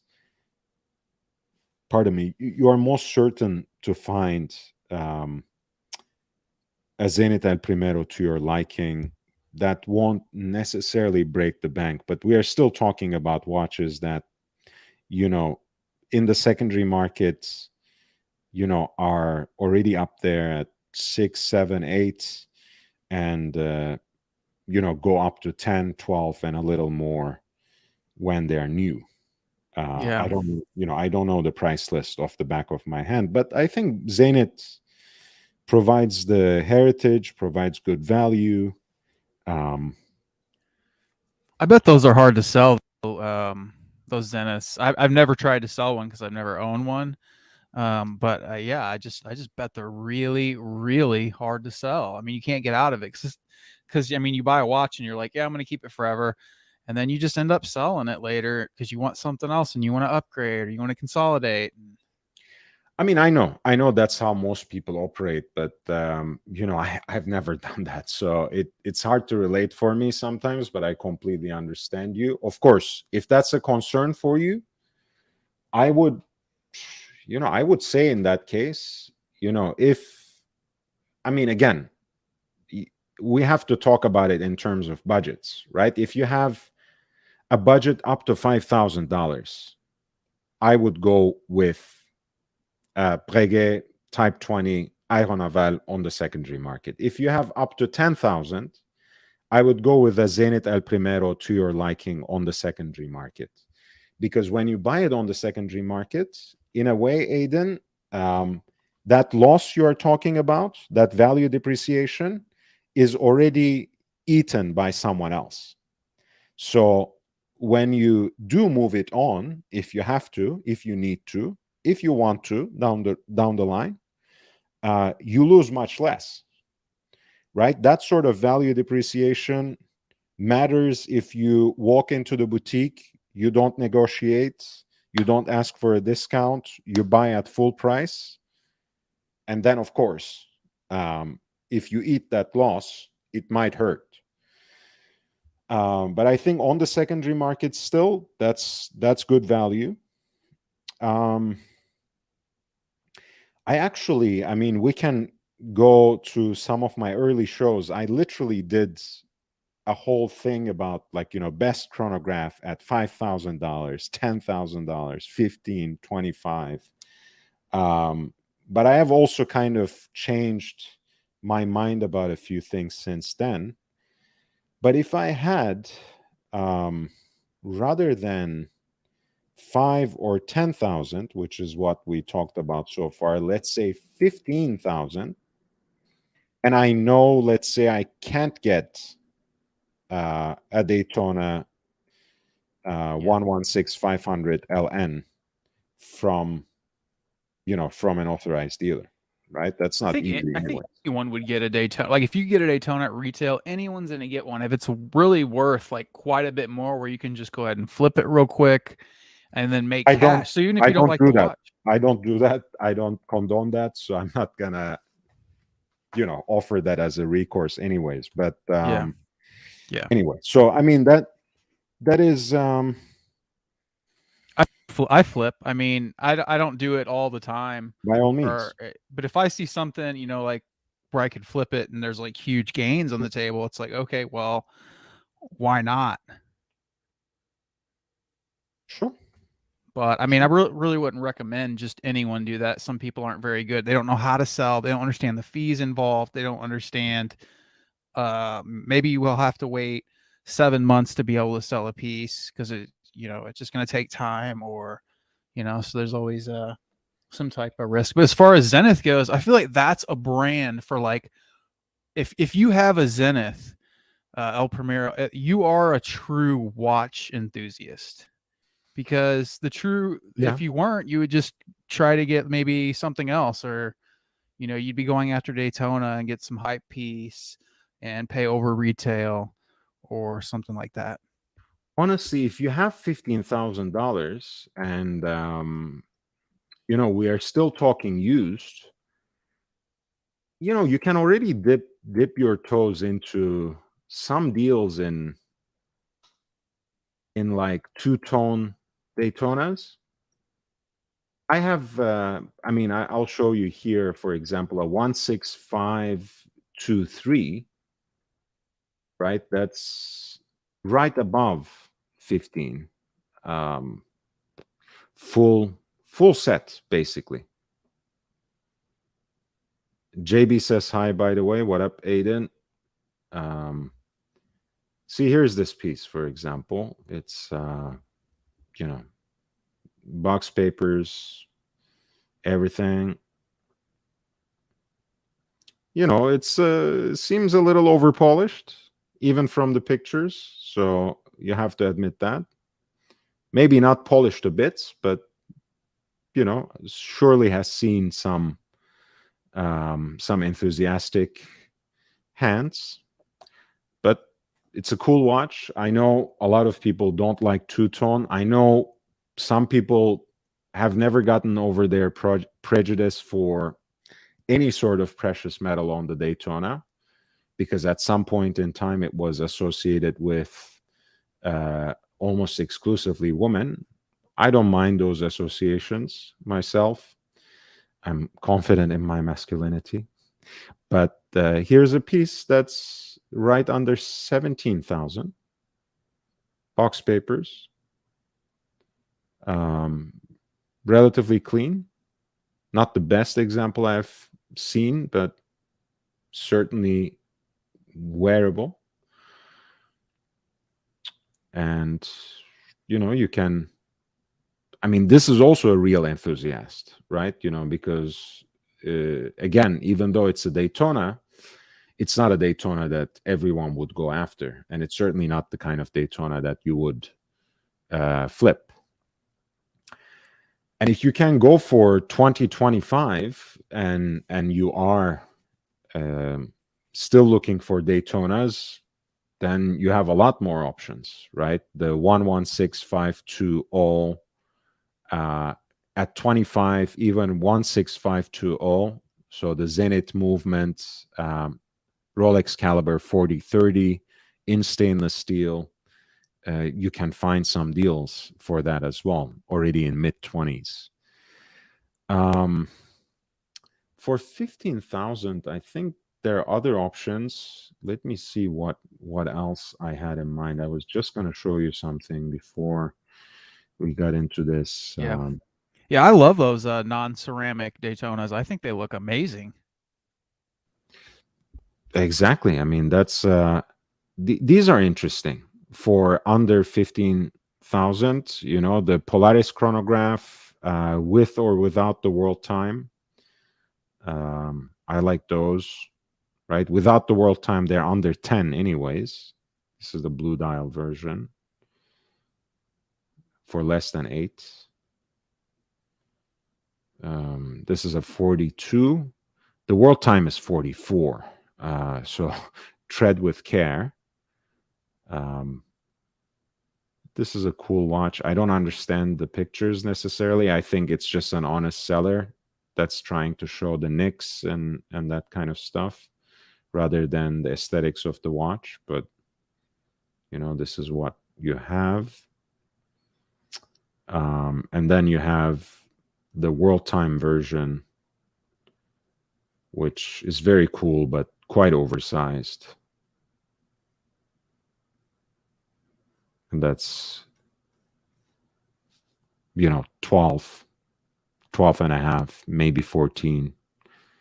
But this is a good condition and good price at under 13. And looks barely worn, honestly.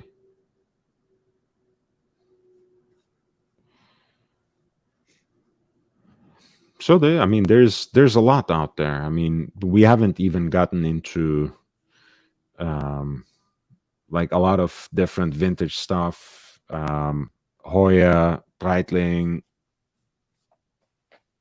The world is your oyster. If you have 15,000 to blow on a chronograph, there are a lot of options, especially if you don't mind operating on the secondary market. Yeah. What do you think about the spring drive movement? I appreciate it as a technology. I don't know. I would never have it in my collection, I think. Um, it's my problem, really, Aiden. I mean, in the sense that I can never get over the mental block that for me, Seiko is entry level, something I can wear every day, bang about, not worry in any case. Not that they have ever failed on me, not that I've ever, totaled a watch that I can't even wear, that doesn't even function anymore. I mean, that has never happened to me. Even watches that I wear in that kind of way, swim, take into a hot tub and whatever kind of situation, I still never experienced the problem, only have a few nicks in them. I still baby them in a way. Um, but I've never gotten my mind together to pay, two, three, $5,000 or more on a Seiko. So I don't think a spring drive is something that I can own, but I like the fact that it offers this hybrid technology where you have a sweep to that seconds hand that's even smoother than a mechanical watch. And you have the best of both worlds. But I mean, it's quite impressive. The Horological Society lecture on the Seiko Spring Drive, I would highly recommend. I mean, if you both want to learn, or if you know enough, but you want another perspective that would help you perhaps appreciate it, at least from a technical standpoint, I would highly advise that lecture. Let me just drop the link in the chat. I think it's worth your time.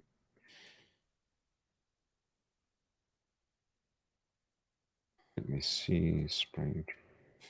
I mean, they have, by the way, a great archive of these sorts of um, lectures. I know some of them are overly academic and a little too scholarly, but they can be fun.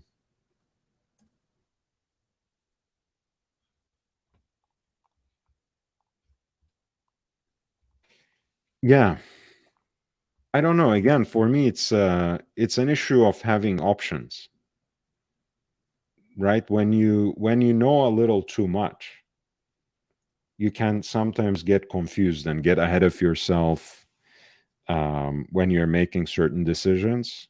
So when I have $5,000 to spend on a watch, Ganseiko is not the first thing on my mind.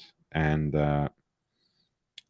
hybrid mechanical quartz watch, mecha quartz watch is also not something on my mind. But there's a lot of interesting things done with it. Yeah. I owned a Bulova Precisionist like 10 years ago, and that had a very, very smooth sweep on that. Have you ever seen those? Mm-hmm. Yeah, it's very, very, very affordable, but it was really cool because that was the first time I'd ever saw something that was like had that smooth of a sweep on a watch.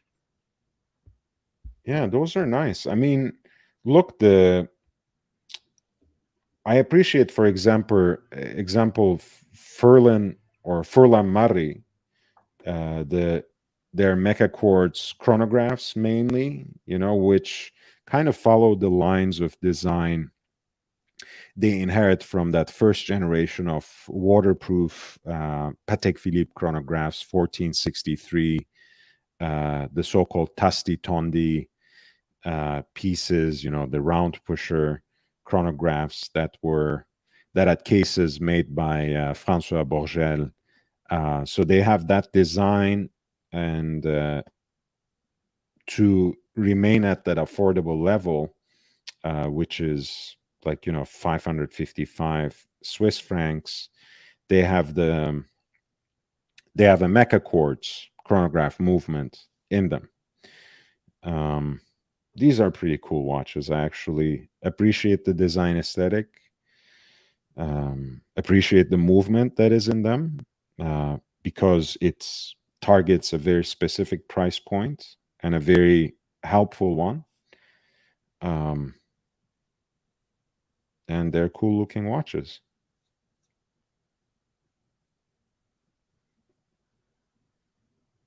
Like this one, for example. I don't know if this appeals to you, but I might just add one into my collection. I kind of like this khaki.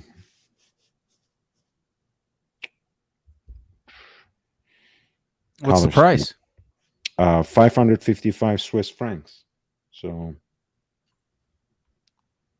yeah, castagna, as they call it, chestnut. This is cool. And there you go, 555 Swiss francs. They also have this sort of gray and red color scheme. And then they have this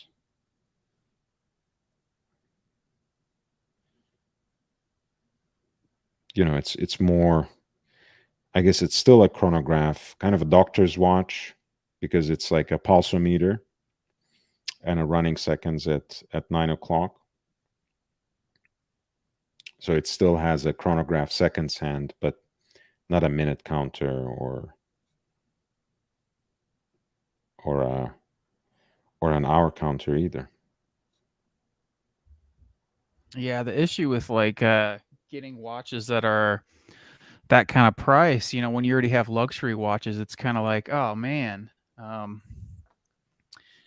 why would you want to wear one of the cheaper ones when you have more of a luxury, more expensive watch, right? I never what do you had that think? problem, honestly. I have both kinds of watches in my collection, not necessarily this brand, but again, having never paid more than $12,000-$13,000 on a watch, I still have no problem wearing a $200-$300 Seiko. It just depends on the occasion.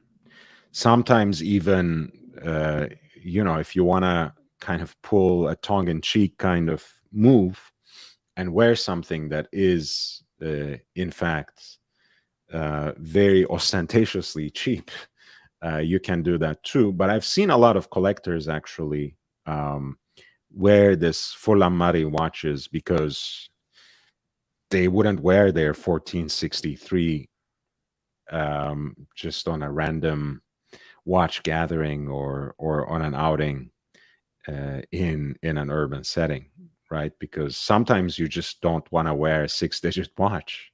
Sometimes you want to wear something without the fear of losing it, without the fear of becoming a target,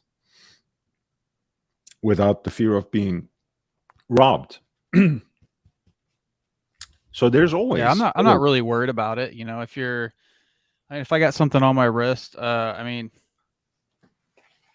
don't know. I'm not really that worried about it. Now, if I had like a $40,000 day date, that would be a different situation. But if I had that much, if I was going to spend that much on a watch, I'd probably also purchase insurance for it as well. That way, if somebody did take a $40,000 watch off me, the insurance would cover it.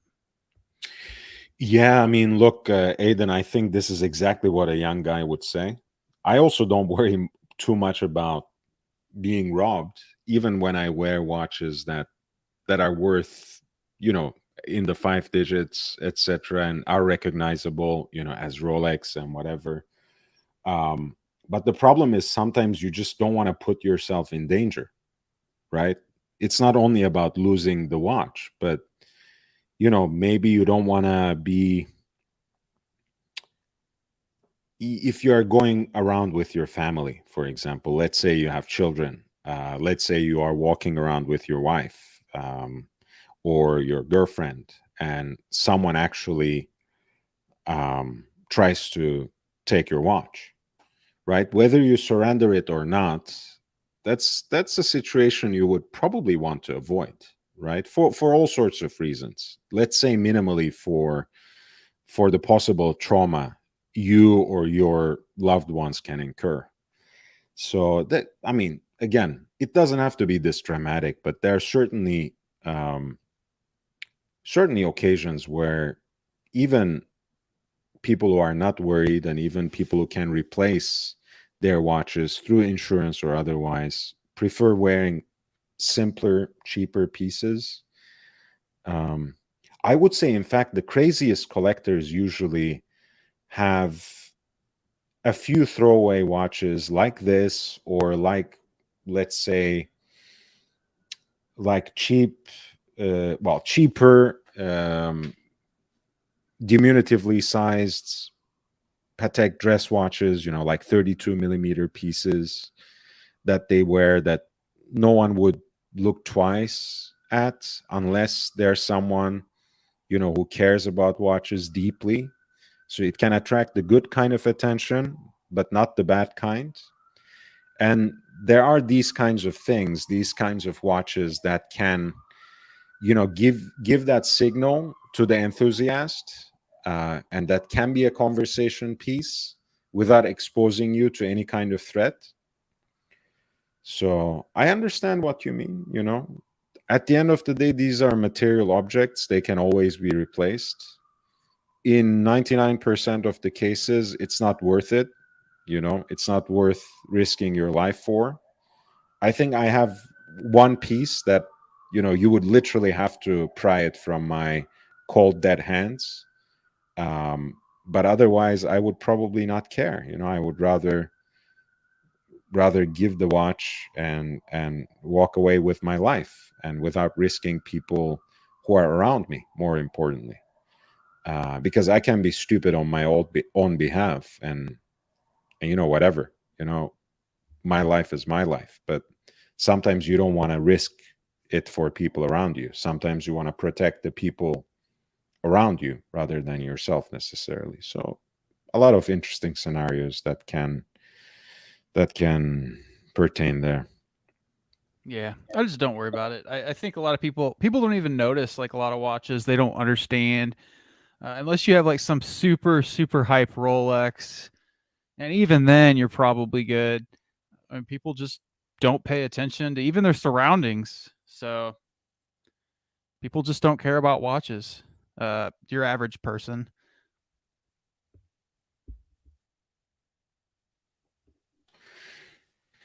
Yeah, I mean, look, by and large, I think even with the public recognition of um, watches that has become more and more frequent, there's more of a consciousness of watches as collectibles, watches as quote unquote investment pieces. That's certainly more common now than it was 5, 10 years ago. But still, I agree. For the most part, no one really takes a second look at your watches. But you know, in certain parts of certain settings, you know, parts of big metropolitan areas that you would like to avoid, parts of resorts towns where, you know, people go literally to stake out corners to spot people's valuable belongings, you know, jewelry, watches, etc., you can become a target because people are there to spot watches specifically. So, but yeah, for the most part, again, I have been the biggest defendant of this on the channel. I keep saying a lot of the programming online that is going on about watch robberies, I find it actually quite pernicious. And really, I think it comes from a place of bad faith because a lot of these people are in cahoots with the gray market. What green market? Gray market. And they're literally trying to destroy that bond, destroy that emotional bond that you have with your watch, so you don't wear it, so you sell it to them on the cheap so that they can pass it to the next punter, of course, at the high price, not at the price that they paid you. So I try to actually, for the most part, minimize that idea that any luxury watch on your wrist paints a target on your back. I think you are right. That's not the case at all. But you have to exercise some common sense, right? You have to be situationally aware, which means more than just being aware of what's around you when you wear a certain kind of watch. It also means, on certain occasions and in certain settings, you avoid wearing a certain kind of watch. Or like John D said, hey, maybe you wear long sleeves sometimes. I found it makes most sense just to wear long sleeves, both to protect the watch from scuffs, fair point, as well as opening yourself as a target, right? For the most part, when you wear long sleeves, it doesn't really flash much. One thing that I do with my Rolex watches, and it's part of the styling anyways, I like wearing vintage and neo vintage Rolex on leather strap, but um, when you put a Rolex watch on a leather strap, it kind of offsets a lot of the immediate recognizability, because there are a few elements that people immediately connect. It can be the Cyclops on the crystal, the date magnifier. It can be the fluted bezel, depending on the model. It can be how the Oyster perpetual case connects to the Oyster bracelet, right? And a combination of all of that, it suddenly becomes recognizable from 25 feet, right? Whereas you might be wearing a vintage Submariner on a leather strap or on a NATO strap, and people wouldn't know it for hours and hours. And suddenly, they get a glimpse of it, when you lift your hand, and it starts a conversation, right? So I found that to be an interesting strategy as well. But for most occasions, what John D said is absolutely true. Yeah, I think you and John D both make excellent points. Obviously, you want to use, some common sense. And yeah, I've done that. If you have long sleeves and you get, yourself in a situation where, you think that maybe somebody would notice your watch and maybe they would want to take it, just pull your sleeve down over it. Boom, it doesn't exist now, if somebody hasn't seen it. So, and then just have, like you said, common sense. I mean, if you're popping out of a Lamborghini and you're in a full suit or something like that, and you're in a bad area, well, you're going to be more of a target then. Somebody's going to be like, wow, this guy looks like he has money. So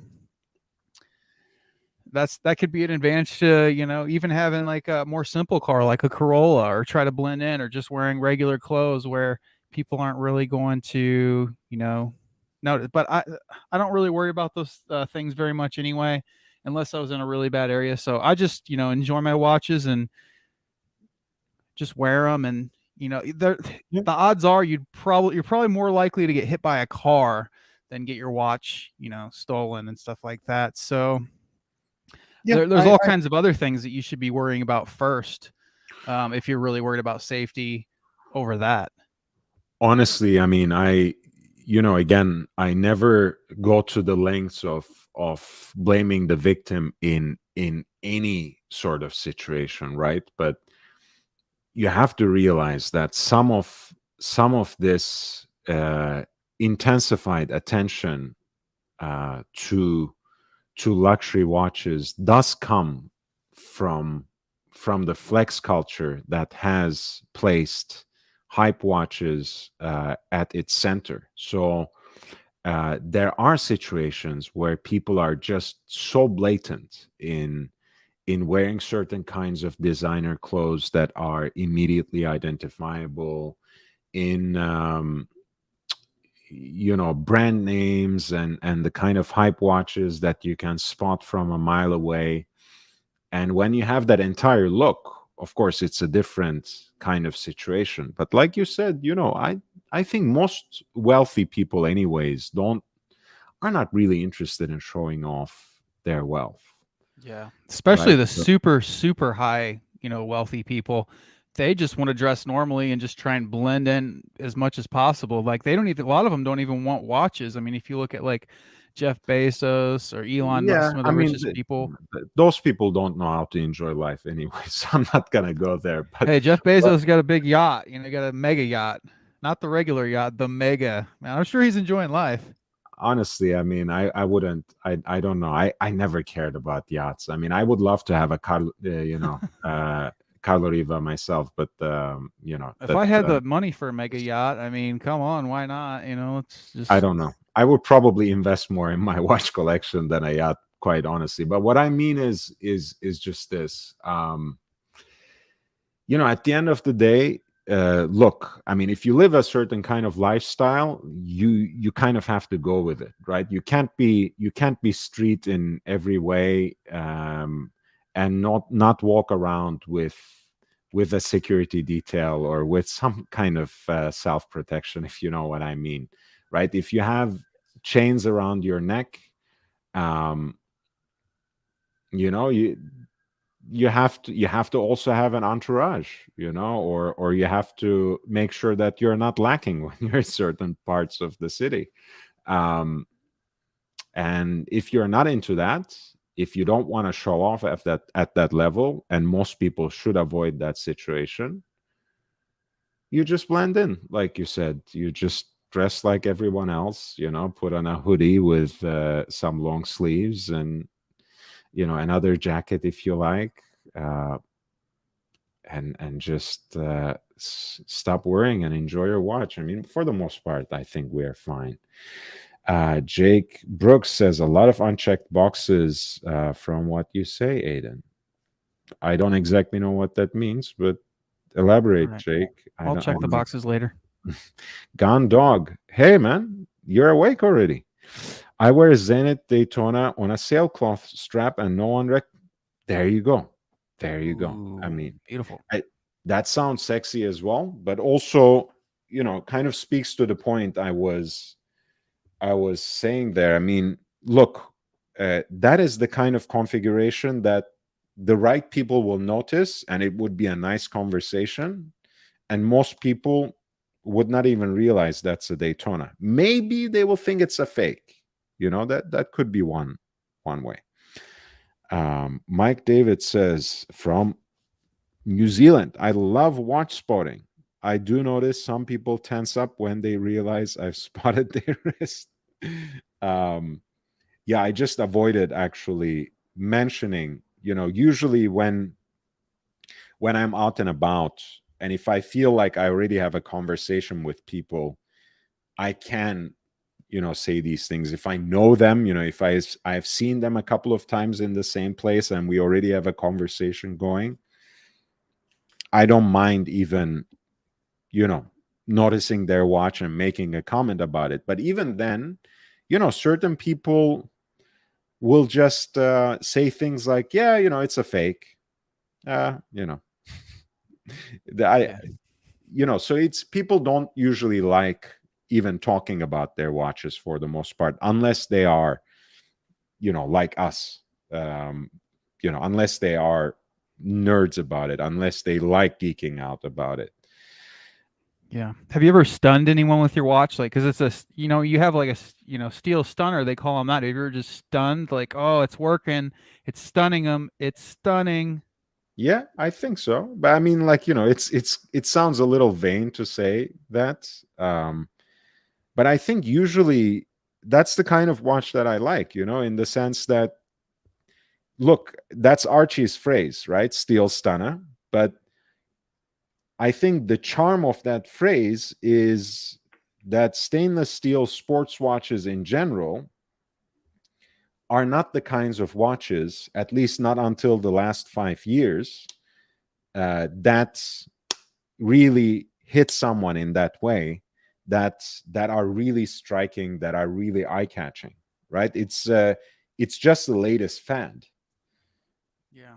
right? The Well, flex piece. the look on the if you've ever stunned somebody, like the look on their face, they're just like in awe. They're like, "Oh my god, oh this they're getting stunned right now. They're getting stunned." But that's what I wanted to say. The flex pieces of the earlier generation was, like the day date, for example. We were talking about it, right? It was the bracelet watch. It was the president bracelet, and that was the stunner at that time. Um, of course, I'm not saying that people have just found out about the Rolex Professional range. I'm not saying that the Rolex sports watches were not recognized, but really, it wasn't such common sense when Archie started screaming about this stuff. It's only become that in the last 5-6 years. Um, Trust me, I mean, they couldn't sell. The Nautiluses were sitting in cases. The Royal Oak was kind of a connoisseur's watch. It wasn't moving that fast. In fact, before the 40th anniversary, they could only sell it in Germany, Italy, and Japan. Beyond that, it was really the offshore that was moving faster than the Royal Oak itself. And the Rolex sports watches, of course, that Rolex always made a lot of watches and sold most of them, but they were still the kinds of pieces that, if you have a decent enough relationship with the AD, you could get a little bit of a discount on it. You could haggle. It wasn't really a stunner piece. Yeah, it's the age of the stainless steel integrated bracelet sports watch changed a lot of things, and the fact that we had this 2-3 years in the last run after the pandemic, especially with everything Rolex selling above list price, you have that now.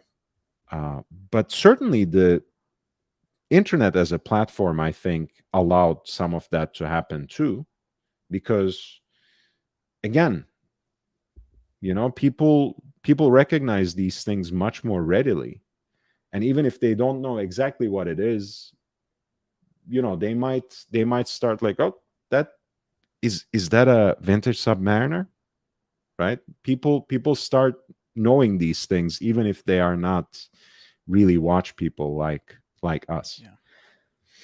Yeah, well, I like to like when someone else doesn't they're not a watch person yet they're still being, stunned by the watch, right? They're just like, wow, they're not even saying anything. Like that's the best reactions whenever they don't even say anything and they're just sitting there Mm, stunned where they can't move and they're just like looking at it and they're like, wow.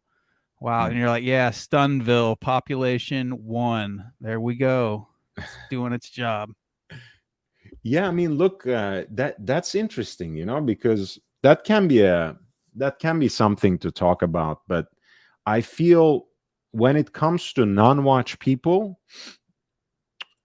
it's a different genre that usually stuns them or that attracts their interest. Um, like, for example, St. Peter, how are you doing, man? Hey, YB, Aiden, how are you guys? Great. Yo. I'm guessing that of all your watches, it's probably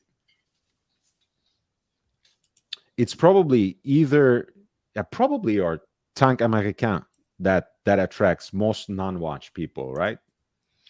It's a tough one because I've been thinking about that. I mean, there's people in the neighborhood that know I geek out on Hmm. this stuff, so when I do wear my pieces out, they're kind of like, "Oh, what do which one are you wearing today?" kind of thing.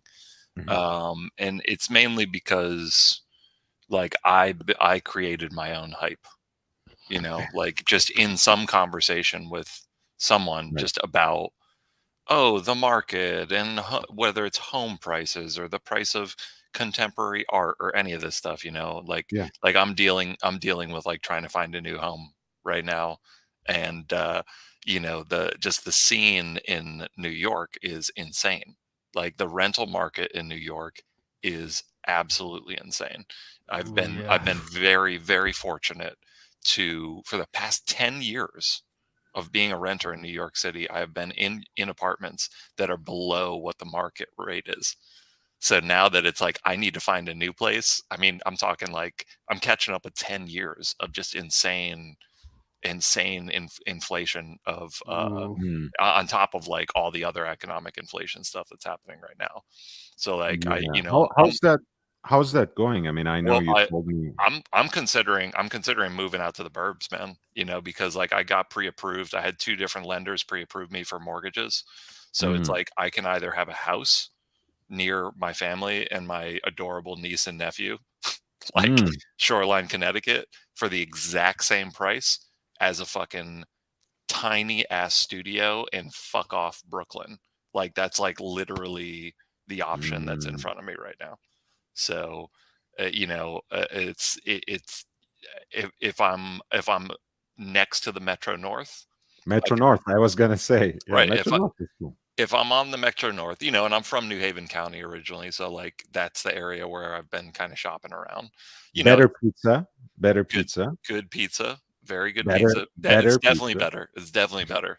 No doubt. Way better seafood also. Like if you're going just classic New England fried seafood, it like in Connecticut it is so much better than what you could get in New York City. Now, if you go to a fancy restaurant in New York City, La Bernardin, etc., you're going to get some of the best fish you can buy. But you know, there's something about that. Just I want fried clams, I want fried shrimp. You know, like just that. Or you want your white clam pizza. I want the white clam pie when I want pizza, and I want the clam strips when I want seafood. That's the order that I go for. But the whole conversation that I end up like talk like it's people that like they may or may not have any interest in watches whatsoever, and over the past couple of years, like I've just been talking about how insane the market is, and I can usually relate it back to people by talking about luxury handbags because it Mm, seems like most people understand, you know, most people are aware that these luxury handbags are the, you know, like the Birkin style like handbags are these very difficult to get items. And some people who I talk to about the whole luxury premium thing, right. they don't realize that people are paying over retail. They don't realize that if you walked into these luxury boutiques, you know, with $80,000 cash, it doesn't matter in some cases. You know, if you're looking to buy like if you're looking to buy a platinum Daytona with a diamond dial, you know, if you have the 80,000 cash and you walk into an AD, I don't know. I mean, maybe one of them will be like, wow, he's got 80 grand cash. Like, sure, let's sell him the watch, but maybe not. You know, that's a very rare and special piece. I'm not sure, you know, even in a big city that you're guaranteed to have one of those in the safe, you know, although one of the guys that I know in the city that's in financial services and makes quite a bit of money, um, one of his first purchases from an AD that he went to was a platinum meteorite dial day date. Nice. And yeah, and it was an order, right? So he went into this AD. He had already been collecting for a while and just continuing Mm. to step up his game. So, you know, just in the way that he conducted himself and how, and I think maybe, you know, there may have been a referral and someone knew somebody else or something like that, but he was able to order that watch. And I think a lot of times those, like you said in that particular case, a lot of times that kind of piece is special order, but it's not unseen that certain kinds of ADs, like like Siddiqui in the Emirates, or like Watches of Switzerland in London, they might actually order this kind of crazy piece, maybe having a specific customer or two in mind, maybe because they know It can be someone interesting walk in, on a trip from somewhere, who has $250,000 to blow on watches, and they will give him that, and this other thing, and 2 hot stainless steel pieces or something like that, right? They might do something like that, but in either case, it needs to be ordered by the AD. I mean, like platinum with pavé diamonds on the dial, or like a rainbow Daytona, these things don't just, arrive in an authorized dealer among, 250 different bulk units. It's it doesn't work like that. Imagine putting in a special order for a meteorite dial watch, and then when you get it, the texture and the look of the meteorite doesn't satisfy your aesthetic It's attitude. cheap and nasty. Right. Well, I've seen some meteorite dials look just beautiful. Like they're either symmetrical, or they just have a very nice balance to that. What do they call that? That Widmanstätten pattern. That there was like some geological scientist who named the pattern that's created by like when these meteorites come through the atmosphere and the metals get like compressed and all that kind of stuff, and it forms that very interesting pattern that I think is created by they not only do they slice the metal and hone it, but I think there's an etching process that they do. I was that- going to say that I think the striations are, even in that sort of neutral color, Mhm. are accented probably through some sort of galvanizing process. But the ones I really like, and I know this is very niche, right? This is Parmigiani Fleurier's Tonda dress watch. Mhm.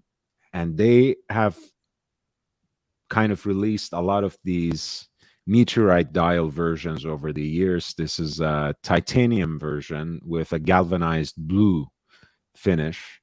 I feel, these are a little more, I mean, they are not more uniform, but I feel, compared to that neutral color, Mhm. they are more universally pleasing, when they are black, or when they are blue and have these striations. Whereas the white / neutral meteorite that you see in most Rolex dials can sometimes just look cheap, and it's just neutral and natural, so it's harder to control.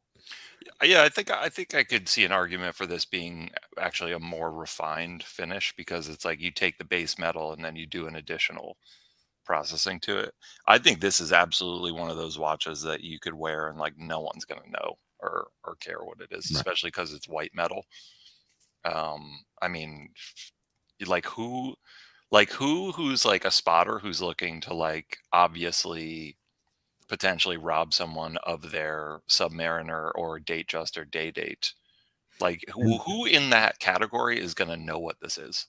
funny enough, I wouldn't. Whole Milk was talking about Oster Jewelers earlier from Denver, Colorado, and apparently this piece was sold by them. Oh, look at that. Yeah, that's funny. Yeah, look. Um, One of the reasons why I hopped on because of that earlier conversation is like, you know, Mm. Lange is still this like peak brand for me. Like I actually don't believe that they're like the most exceptional or most fussed over, or most complicated. I mean, they certainly have some hyper complicated watches, but Mhm. to me, one of the reasons why they are like I hold them up on a pedestal above everyone else's is because of their design ethos combined with the watchmaking. So it's like those two things put together, to me, it puts them above Patek, you know. And for whatever reason, just the aesthetic. There are certain Patek models that I absolutely love, and they're on the fantasy list, you know. But for whatever reason, Lange goes above that. And I was thinking, like, man, a platinum, like on Chrono right now, there's a platinum Lange one, and I think the platinum ones are very special because it's like no loom, right? None of the hands are loomed. It's like I think the hands are white gold. I don't think the hands are platinum, but like the case is all platinum, the dial silver, and the pre-owned prices for that are still way below list. Like a platinum. It's, dude, you can get a platinum. By the way, I mean, not all platinum Lange ones are non-luminous, by the way, but you can get a platinum moon phase, even from the recent generation of the moon phase, where it serves as a day-night indicator as well. Mhm. Cheaper on the secondary market than a Lange one in white gold or pink gold from a boutique today. I really thought by now, especially with all the crazy hype, I thought Lange would have been, I thought the prices would have been coming up by now. And for me, I'm just like, I'm glad that they aren't, because it's like some hope for the future. Like, oh, maybe finally when I get to that point, maybe there'll still be something that I could get into before it gets into the stratosphere. Guess how much this is priced on Chrono All Time. right, so that's a moon Okay. phase white gold. No, platinum. That's a platinum moon Ooh. phase. Interesting. Wow. So platinum moon phase, luminous hands. I'm guessing this one is this 40? 35. It's got to be more than Oh, that. 35. All right, I was close. 30, yeah, 34. Ooh. So the other one that's on Chrono, I think I saw this one pop up, but I thought it was white gold for some reason. They the other one that popped up, it was just a silver dial, and I think it was even cheaper than this, or around the same price, in like the 35 range. And as a sleeper that only people who know, the idea of having like a platinum like Lange, to me, I mean, I feel it, like you could pretty safely walk this thing around, especially if you throw it on a NATO, which sounds absurd, but I'll kill you. have you ever I'll seen kill that you. guy? Have you seen that guy, the Instagram guy, Lange on a NATO? His page is Lange on a NATO, and I don't know. I haven't. he's got a Lange that he always puts on all different types of super ugly NATOs, and he'll go to like watch events, and he'll hand it to the Lange staff and take photographs of them holding the watch, and they always have this very disappointed look on their face, and it's like, yeah, Okay. that's the guy right there. And he does choose very nasty ones as well. Oh yeah, exactly. Just some of the worst. Oh, I mean, terrible. and that's a really cool one. That's the Daymatic, right? That's a day. That's a day date. That's a long Okay. day date. So it's got, and I really think like I think the Power Reserve is Why? cool on the Langes, on the Lange ones. Like the Power Reserve indicator is nice, Oh, but I know. Look at how my eyes.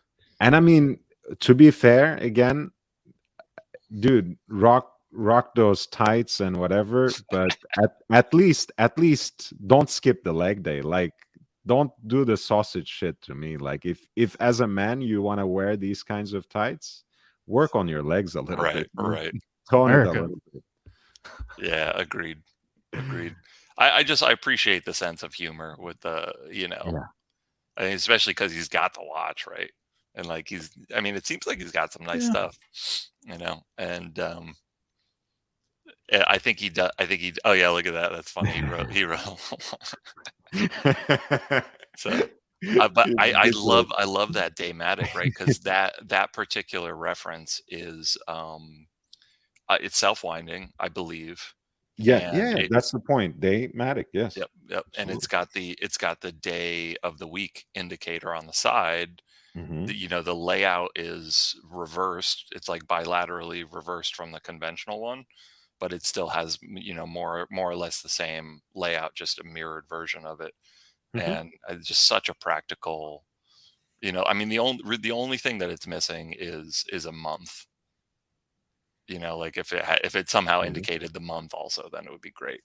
But it for just a day date, Lange, I think it's pretty awesome. Yeah, and Yeah. I By the way, though, sorry, go ahead. okay, yeah. By the way, what do you guys think of Timmy? What do you guys think? I mean, other No, channels are talking about. Aiden, I'm sorry. No mention of that person on this channel, period. Yeah, I don't know who that is. Lord knows that I'm I'm cool with Tim. Tim and I have hung out before. We're on good Sure. terms. But I respect YB's I mean, you can be autonomy. cool. You can be cool with whomever you like. That's not my business. But I'm not gonna have that snake mentioned on my channel, period. Ooh, he said it. Mage, what's up, man? Speaking of people who are cool with that person, Yeah. But Ooh, Lord, what is this garbage on the screen? What is this? What is this? What is this Arizona iced tea strap on this watch? What is this garbage? pink Slanderous. flamingo. Pink flamingos. The dog I mean, loves it. Yeah, I mean the dog is really cute. yeah, that's a really. I mean, it looks really like something bad NATO from strap. the Tea and Tickers collection. Fuck me dead. It looks cheap as hell. I actually love tea and tickers, man. Don't offend him like that. It's not really. I really- It's not really you know- offensive if it's true, Lord. The thing I like about the Daymatic, man, he does have some nasty straps. Not only does it reverse that usual configuration, like St. Peter was saying, right? So it's like a mirror image of the Lange one. And again, for the purist, hand-wound Lange is, of course, it is the real thing, quote unquote. But this one basically replaces the power reserve with that day of the week indicator, as SP was saying. And I think that's kind of cool, because you need less a power reserve indicator on a self-winding watch. So why not preserve the aesthetics, but do something different, do something that's useful, and that's a cool watch. Well, so I use this as an extreme example of a way to really, obscure, a high value luxury item I feel like you could wear this around in most settings. I think along on a factory strap, you could wear around in most settings, and really no one's really going to know what it is, except for people who really know. And those people who know are gonna, probably do the same thing that you did in your stories before, where you're like, well, I might not say something about it immediately, but if you have that moment and you've kind of made the connection with someone, you'd absolutely be like, I just have to compliment you on that piece. Like, it's so great. And you could be wearing that $35,000 platinum Day-Date, or sorry, not the Day-Date, the $35,000 platinum Lange 1, and I don't think anybody's going to go for it. But like, you put on a $10,000 steel Submariner, and next thing you know, you're standing out like a sore thumb from halfway down the block. Basically, sometimes you could identify those with the Oyster bracelet and the Cyclops. But yeah, I mean, yeah, we have Meech. We have Meech here. How are things going with the Meech? Pretty good, actually. Actually, Lord, I mean, if you have enough time for the after show, I had a very interesting question brought up to me. What is it? Is this the power rankings? No. Actually, you know what? I mean, we could talk about it, I guess. I mean, there's nothing. I mean, it's actually kind of, it's relevant. No, pause. But I'm just noticing, Meech, you have been doing your research, so you are coming prepared. I can sense that. Long story short, I had a gal who works at the club, and she hit me up randomly, and she's like, "Hey," she's like, "It's been like a pretty solid last 3 months." She said, "I want to buy a watch, but she's like, I don't know what I should buy." And she's like, "Do you have any suggestions?" And I said, "Yeah, possibly a few." I said, "How much money are you slinging around?" She's like, "Oh, I can shell out $35,000 right now." And just to clarify, because you also had a similar woman ask you what to get as a gift to her boyfriend. This time, Two different girls. someone or she's asking for herself. Yeah, she's asking for herself. And she doesn't like to be pandered to, you know? She doesn't like the cheap Mhm. and nasty date just garbage with the rapper's jewelry on it. She doesn't like any of that shit on there. Which Okay. hey, I applaud. Okay. And the budget was what, 35,000, you said? Yeah, 35,000, yeah. I asked her Okay. if she'd like. I said, "Would you be like? Do you want to max out at 35,000, or do you like, or that's the range?" She said, "I don't know." She said, what's a luxury watch go for?" I said, "I don't know. Anywhere's from." I said, like a half decent one, anywhere's from like 15 to 10,000. Is And the piece what for her? Yeah, it's for her. Yeah, yep. and what do you I think that's very important, Mitch. You have a better sense of it, of course. She may not have specified it for you, but what do you think is her style? Would she go for something overtly feminine or something more unisex, even sports?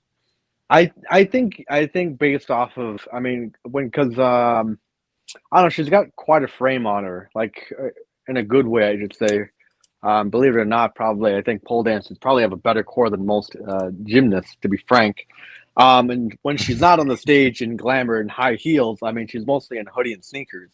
So she does. I asked her. I said, "So what do you want?" I said, "You want something that, like a one-trick pony type thing, like a JL3 reversal, or do you want to be able to kind of move across the chessboard, so to speak?" And she said, "I want something that's universal, but has flair to it."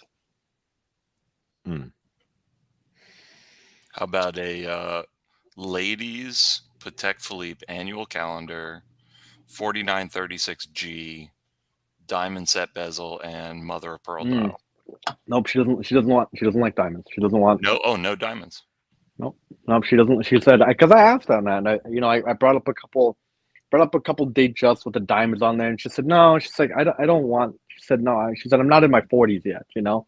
She said I feel like people or she said I just don't want to have like old lady vibes. Was her quote, and she Mhm. said I feel like a lot of the older ladies go for the diamonds in their watches.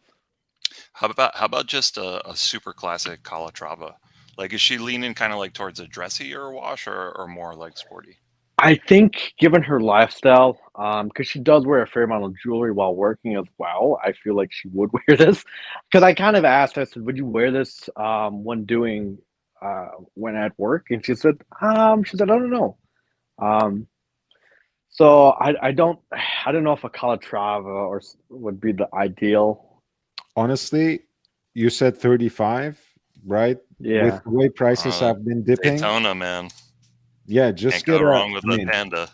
yeah, just get the Panda on the secondary market. If she doesn't mind, if she has money to blow, 30K, get the 116500 LN, the Panda. Yeah. That's as Yeah. universal as it gets, you know? I brought up so I brought up a very interesting one. So I brought up the I can't remember of it right now because I actually brought up several ones. So I brought up the Oyster Perpetual and Rhodium, the 39 mil, right? Because I feel like that's fairly universal. And then Mhm. I brought up the excuse me. I brought up the Omega Aquaterra as well because I feel like that's fairly universal as well. Any dial configuration. Mhm.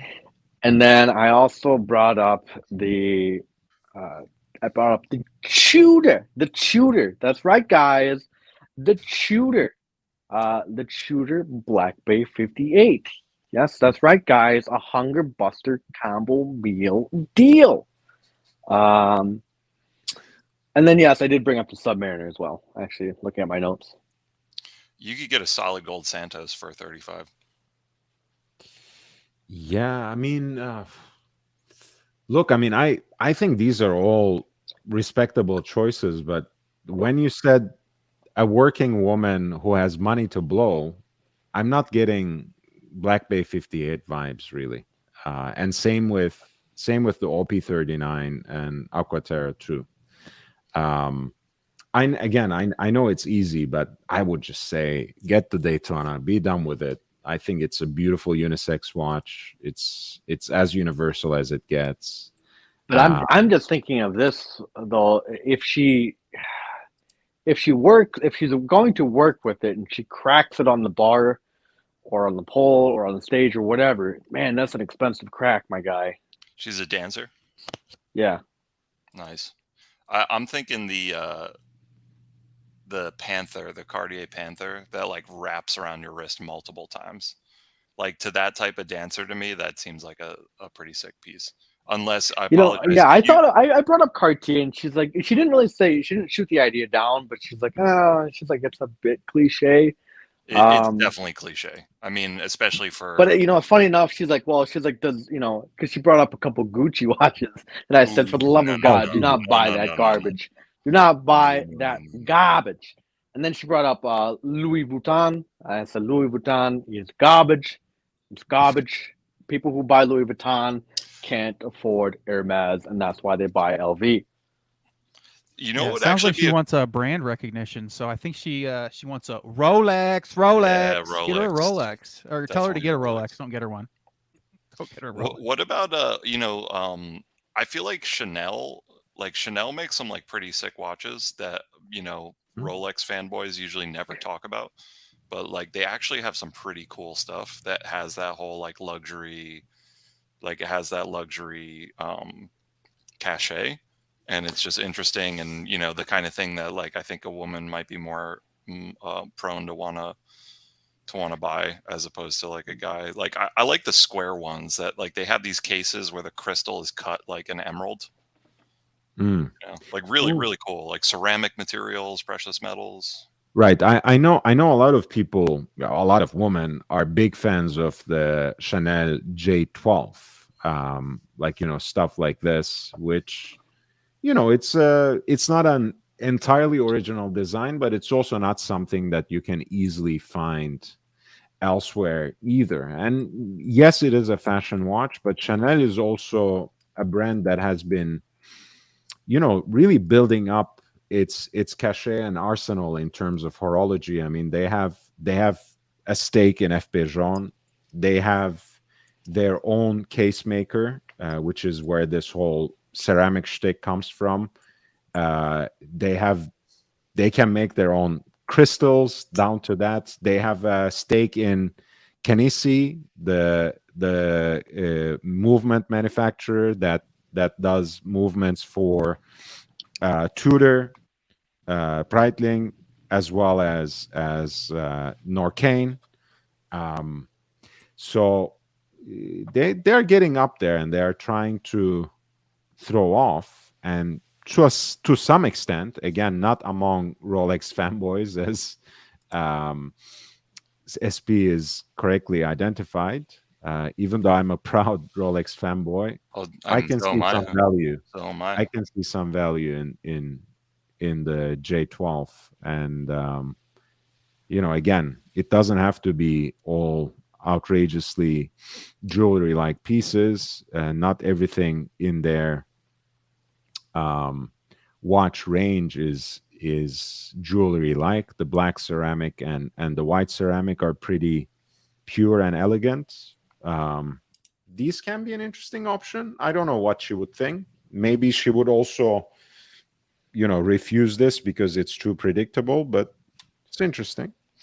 The thing is, though, I'm looking at it though, because she's like, wow, she's like, I really like she says, well, I really like these octagon things, quote unquote. Ooh, and then she sent me a picture of a few Audemars Piagets. And the thing is, though, I don't look. Normally, I would say, yeah, if she's got the money, swing for it. But I don't know. Maybe it's because I'm a little bit thinking of it in my terms. But I feel like, man, if you're gonna be working with an Audemars, I mean, don't get me wrong, it's a huge flex. But at the same time, I mean, would you recommend that to somebody in that line of work? It doesn't seem like it'd be right. Well, I mean, aren't they used to like leaving the venues like with like a giant bag filled with cash? Like, don't they have to like deal with that situation regularly? Yes, after so basically, yeah, a lot of girls what they'll do is they'll actually bring in two suitcases, one with their all of their costumes, if you will, for the night, and then the other suitcase is typically empty. And then after they split all the money up amongst themselves, pay the house, and then pay any tabs that they have, yes, then they walk out with whatever's left over. Meech, you seem to know a lot of the details about this. Yeah, very, very. But yeah. What about a two-tone, or what about like precious metal, or something like that? What do you guys think about that? Two-tone royal oak would be excellent ladies' piece. Yeah, I don't know if you'd want to go precious metal though, right? You know, because you don't want to. I don't know. I don't. Then again, like I said, I'm thinking it from my perspective. You don't want to beat up the gold. You don't want to scratch it. You don't want to smash something. Can I ask another question? Does she wanna? I mean, that's a considerable budget when you think about a lot of things, but when you go into the octagony things territory, which I also love, um, that might not go all that far. Is she willing to dip into the secondary market, the cheap I feel and like nasty she vintage, is. or not? Oh, I don't know. I don't know about vintage because I asked her. I said, "Well, I said, what do you want?" I said, "Do you want it today or do you want it tomorrow, or like how bad do you want it?" She's like, "Well, I've got time." She said, "Like, what do you mean?" And I did the crash course on how much of a bitch it is to get Rolex, how you have to buy Krispy Kremes for your dealer, and then how you typically, once you give up, you go to David SW, you get fleeced, you get absolutely fucking rammed in the ass by David SW. And she said, well, she said, ultimately, she said, it really doesn't matter too much. And I said, so you're not opposed to used? And she said, well, I'd prefer not to get something used, but she said if it's something that I like and if it's something that you know, I can swing, she said I suppose I would consider it. So I don't know if she would go vintage, honestly. And you got to remember here, Lord, um, I'm not saying she's not smart here, but I'm just saying like I feel like she wouldn't take care of a vintage watch in the same way that we would. Yeah. She Yeah. definitely should not get a vintage watch, especially when you're a newbie. I feel like you just shouldn't dive into the vintage watch thing, and she's probably not that type of. I don't know. I just don't think that would be right for her. Well, if And she I wanted, asked her, I said, "How often do you intend on wearing this? Like, do you intend on wearing it every day? You know, on date nights or what?" She's like, I just want something that's that I can wear. I can be able to throw it on whenever I want to, and not have to worry too much about it. She said, "Yeah, I would like something daily," but she said, I do heavily rely on my Apple Watch as well for basically anything else. So, um, yeah, I don't know. It's an interesting question. this would be a pretty sick daily, or Yeah, I mean, every other day piece. this is sorry, this is actually a quartz version and not the right reference there. But these used to be dirt cheap. These days they have gone up and they're coming right back down. Again, since it came up, I'm mentioning it. I don't think this is really great way for her to begin her venture into expensive watches. But from the 90s, two-tone reduced size 80s, the Royal Oaks offer a decent value still. So, the other piece I was showing was basically a full set at 20K. Pretty decent condition. And it's from mid 90s basically. And yes, it could be a great daily wear, but it needs to be someone who perhaps can take a little bit of a risk, and if it stops working, they won't just chuck it in a drawer, that and won't regret the purchase. They can get it serviced and it will run for another 2 decades. I mean, it should be fine. Yeah, and we don't even know if she wants quartz or automatic. Like a lot of people who don't know watches, they don't even understand about the automatic thing. Like, oh, it stops after a few days or whatever. So, Well, I what? did bring that up to her. I said, I gave her the four horsemen, if you will. I said, do you want quartz? Do you want automatic? Do you want spring drive? Do you want manual? Or do you want high beat? Which of course kind of threw her off a fair amount. She said, well, She said, "What's most common?" And I said, "The most common," I said, "is quartz, but that's usually for the average punter who doesn't know shit about luxury." I said, "People with money will usually go with automatics because it shows off wealth." And she's "Well," she's like, "Well, what's the downside to an automatic?" I said, "Nothing really." I said, "Yeah, you have to service it every so many years." I said, "Quartz you can usually just throw away after it gets done, or just replace the battery." And she says, "Well, I would." She said, "I kind of do like because I showed her the difference. I actually have a quartz watch actually, and I showed her the difference between what how a quartz looks when it's running versus an automatic, and she liked the automatic more because it's more aesthetically pleasing. Which I think that's the majority of people who buy automatics. They find that that same route. Yeah, but does she understand, like, if you don't wear it for a few days, that Yes, I she's gonna explained have that to to her. reset the time? I explained that to her, and I explained I said with quartz, all you gotta do is just set it, and then you just wait for the battery to die. So she said, "Well, how long does the battery last?" I said, "I don't know. Typically, it depends, but I said usually on average 5 years."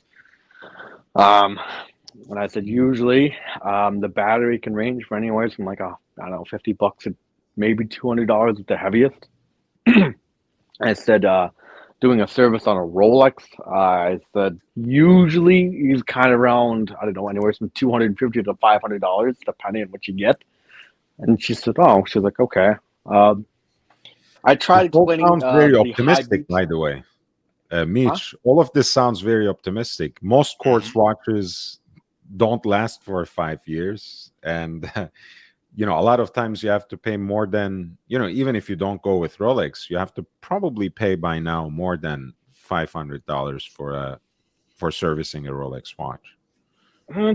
It depends. So if you have the three-hander, it's under $1,000. I think it's even under $800 because I was Sure. gonna have my Sure. Explorer.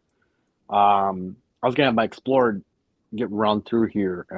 I think it's due for its service here, maybe next year. And I asked what that would cost me, and I believe they quoted me like $550 for it. I could be wrong, We want to but get that her is a a three-hander. Daytona, though. We want to get her a Daytona. No? Should we just get her? Should we just convince her to get the Platona? Oh, no. I mean, If- you can't get that with 35K, huh? If she doesn't go for the steel Daytona, which the more I think about it, the more I'm like, man, if you're in the market and that's your price point and you just want a banger, like that's a really good one to go with. She could save a little bit of money and probably get a 37 mil rose gold Yachtmaster on a Oyster Flex, which I think, considering the line of work that she's in, the rubber, it's a little more sporty. Rubber. But, hey, The what if I rubber. told you? What if I told you she didn't like rubbers? Rubber. Well, no, who does? Who does, man? I hate those things. Man. Were you talking about Man. the strap? No, I don't think so. No one likes those. No, I mean actually that's a very good point. This is very because I asked her. I said, "What's your opinions on gold?" And she said, "Well," she said, "as long as it's not too loud or tacky," she said, "I don't mind it." What would you mind sharing her complexion?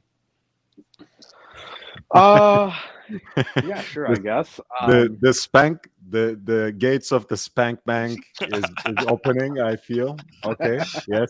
What else? The complexion. I mean, she's probably I don't know. It's always hard to judge height here, I guess, because I've only met her a couple of times outside the club. But I would say she's probably about 5'7", 5'6". So she's kind of like I said, she's got an athletic build to her, but it's not. But it's very small, I guess, if you will. Well, as as one says, when we're lying down, we're all the same height. Don't worry about it, Mitch. It's okay. This is, by the way, moving into this would actually be a very good option. Yeah, moving think into this would be great. family friendly territory, according to SP's suggestion as well. As you guys know, this is Mrs. Aussie Expats Daily as well. So it's a very cool watch. Yeah. You know what though? I wonder if Ozzy's Mrs. Expat has is trying to manipulate her Rolex lady to get a free rubber strap. You know, Free rubbers. I heard Ozzy's trying to pinch Rubber B for some free merchandise. 6 months later, of course. That's Well, not he what told me he's that story. He Jesus, told me man. that story, and now I've decided I'll never buy a rubber B strap ever in my entire. Man, the way you twist truth so convincingly, Mitch. Yeah. The poor guy is, embroiled in this customer service controversy with. I just Robert. love busting his balls on it. It's fun. Said they treated him like a dog. I think there's several different reasons why like this one to me I feel like is perfect for this. The only reason why I asked like the complexion is because like it's a dark strap, like rose gold, certain skin tones rose gold is like less flattering on. I know that's like very subjective, but it is something that people talk about a lot. And I've always been attracted to yellow gold, in which I think part of it is because of my complexion. So, I feel like this watch is like, for the most part, it's pretty dark, right? Which I think is like kind of cool when you think about the setting of a club and like being on stage, right? There's this whole thing about like, stage design where like everything's black, right? Because when the lights are shining, you kind of want all the apparatus that's supporting all the stage design to be kind of hidden in the back. And like I just think like how kind of dark this piece is, it's kind of evocative of that. And then the metal just pops just a little bit, kind of like just when you need it to.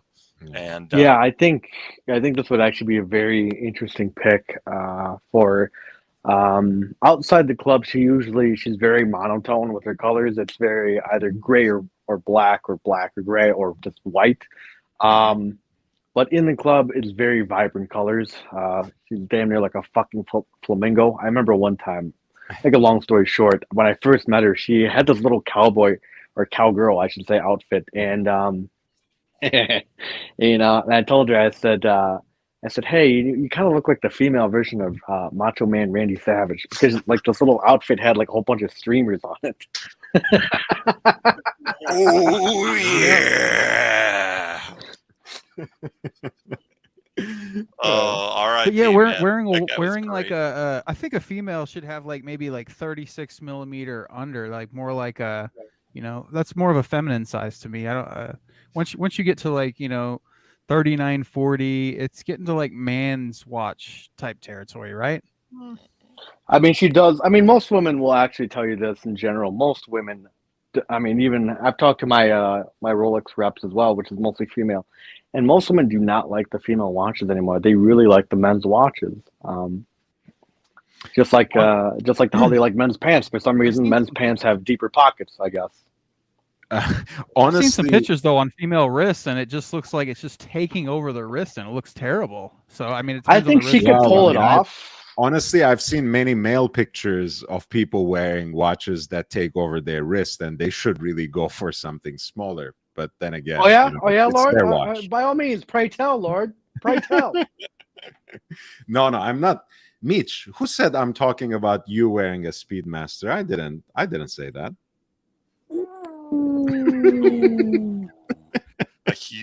a giant Speedmaster that dwarfs his wrist.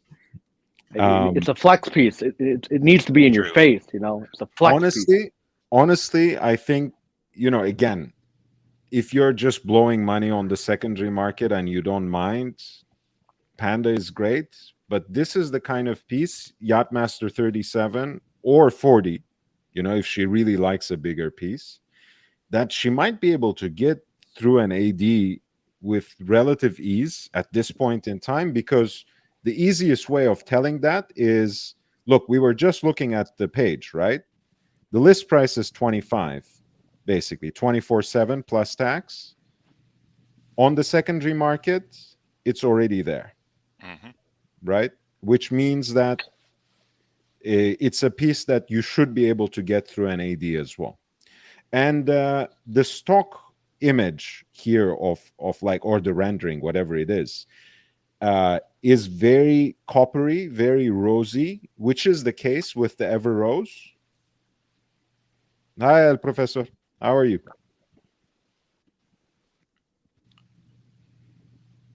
You're muted. You're muted. Love it. Love the Professor outfit. Yeah, nice suit. Yes, sir.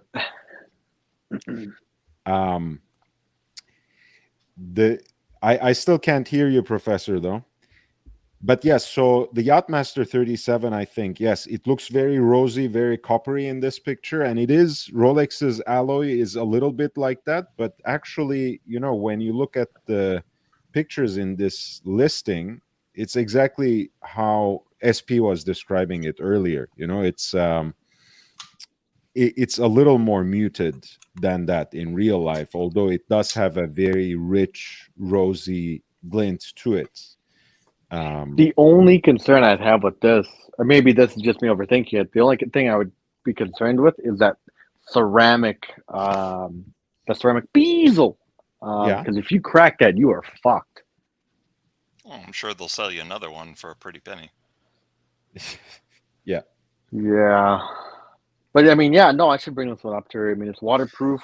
I mean, it does have that little flare. The other option is the two-tone version of this that has the matte black dial.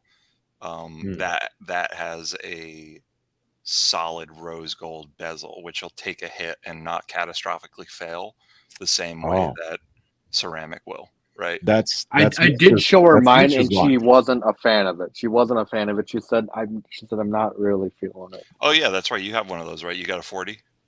Yep. And I showed her the chocolate version of it as well, and she's like, she said, nah, it's I don't know. She really didn't say anything about it. Because you could put this on I would never recommend a rubber piece strap, but you could put this on a Oris strap. I put it actually on an Ever strap. You know what? You know, unlike Ozzy, I don't cut corners. I actually buy quality straps. So, and it actually looked good. Professor? Ooh, oh. Bad audio. Bad audio.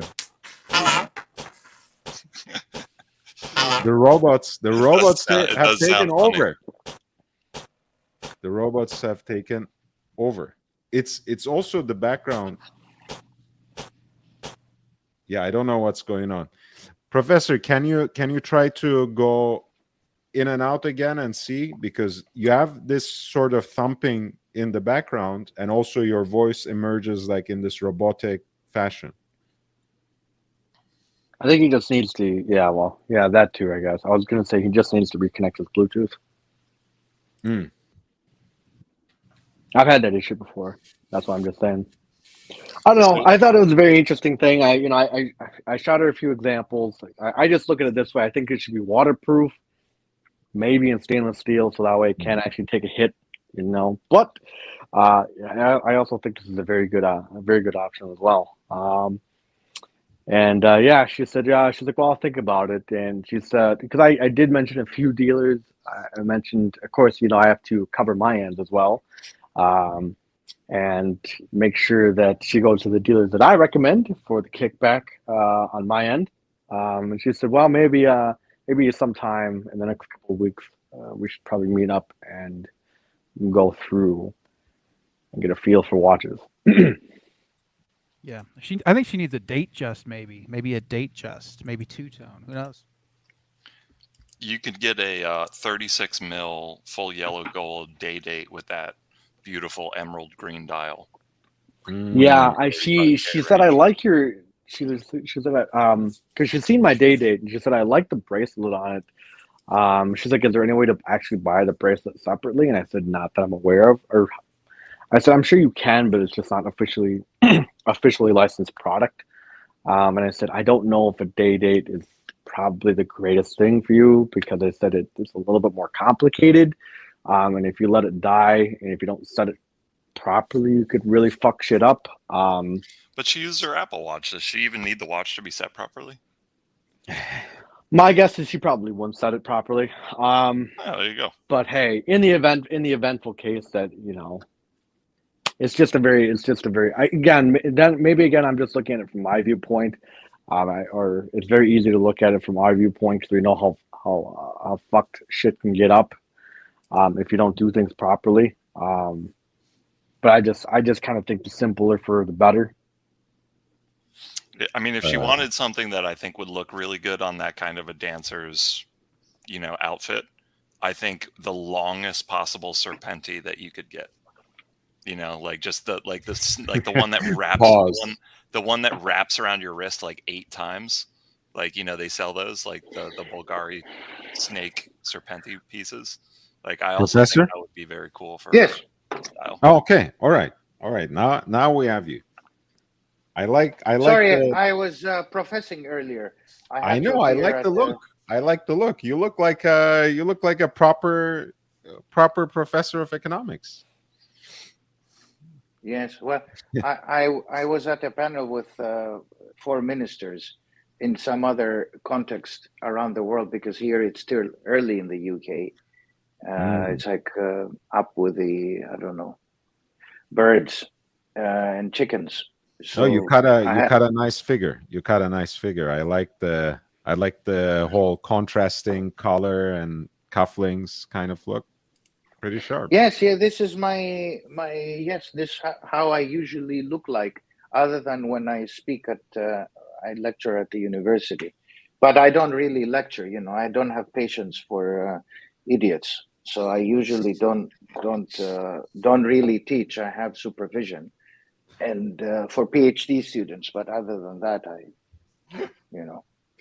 yeah, I don't have patience. They ask me what is GDP, and I tell them go and leave, get out. Professor. Yeah. No time for professor. Professor has no time. So I had to, so I had to do this. I had to appear more distinguished, because, there is a side of me that needs to be distinguished. But then I go. You know what? I think you need. I think you need a robe, a powdered wig. I think that would really kind of sell the look of distinguished. I need a day date. Once I put the day date, guys, and then I'll have the kind of Archie approach and Lord approach, and you look like somebody from Goodfellas. From Goodfellas, yeah. Although I wear my GMT, I put it under the cup, so yeah. Anyway, it was okay. It was okay. I was supposed to fly, but I couldn't because my kids got COVID, so I couldn't. I didn't want to get quarantined. Yeah, cough and fever and all that stuff that people have. So I said, okay, let's not fly to say a few distinguished things. Let's stay put and have kids' books behind me. What are the answers to the quiz, Professor? The answers to the quiz. I don't know. What is the quiz? What's the quiz about? Rolex, buy more probably. watches. Rolex. Always buy Rolex. Never sell. You cannot sell. You cannot sell Rolex. But then you don't know what is the value of your watch if you don't sell. Hey, Professor, what do you think is the best female Rolex to get? A prostitute. Oh, Jesus. I have downgraded the channel. That's it. There you go. It's gonna be cancelled now. Trust me. Well, trust me. You cannot possibly do that because we have been curving out for a while. But we've been but talking the about specific sex workers question for a while. was, what Rolex would a working woman get? A working woman. Okay. Yes. A working woman that doesn't want to show her wealth, if she is wealthy, has to be a steel Jubilee 31 millimeters. That's for a kind of a normal size. Now, if she has a big figure or big wrist, depending what it is, then she needs to uplift herself to 36. But it needs to be a steel one. Now, if she wants to pretend she's wealthy, but she's not actually wealthy, the solution is a two-tone. People who pretend go for two tones. The real wealth is either platinum, in my opinion, go full blast, or they go for the steel. Most wealthy ladies that I met in my life were still under stated watches. Apparently, If you have a Professor, girlfriend and you she has give, about $35,000, and I was just saying, if maybe she should just go on the secondary market and get a Panda Daytona and be done with it, because she wants one watch. She has already 35,000 to blow, and the prices have been coming down, so she Oh. can easily get a white dial, Panda 116500 choice. LN. No, why not? Yeah, why not? That watch is very it's very nice. And in fact, the sales for women Daytonas, the sales for Daytonas go half and half to women, half to men. Mm-hmm. So that will be a very nice watch. If she's of the wealthy sort, if she's pretentious about her wealth, I think two-tone is nice. But if she's really wealthy, steel. I real suppose it's wealth is on in one's steel. definition of really wealthy. I mean, she just moved into a brand new apartment, and she just actually she's just leasing a brand new Mercedes Benz. Of course, Nice. she's not like some people who buy the entry level class and pretend like it's luxury. BMW. Well, wealth is the perception of the beholder, right? So if she feels wealthy, but there is the financial also wealth in the world. I can make a joke. I could make a very dark joke, no pun intended, but Dark jokes are welcome. No, not this one. I guarantee you, not this one. Yeah. I mean, Nick has actually a good suggestion, but I think that would be the kind of brand that she might dismiss, because if she said Cartier is too predictable, the Bulgari, which is a classic design, probably she can brush that off and say that, that it's maybe too old. I really feel like, from the way you are describing anyways, from what you showed her, SP's was the dark horse, the wild card. Why not a Yachtmaster 37 in Ever Rose? I think that fits her budget. It's list price is right under 25. On the secondary market, it's at or right under retail anyways. So it's a piece that she can get from an AD, I think, without too much difficulty, without waiting too long. And when it comes to the Daytona, if she really has $35,000 and she wants to blow that money, why not just go with, one of the hypest watches that I've ever hyped, and get the 116500 LN. And another thing is, I've also seen ladies, nice ladies wearing the GMTs. I mean, that's another. And you can tone it down a little bit with a GMT. The Jubilee bracelet is nice. I've seen some ladies wearing it. The Batgirl is nice.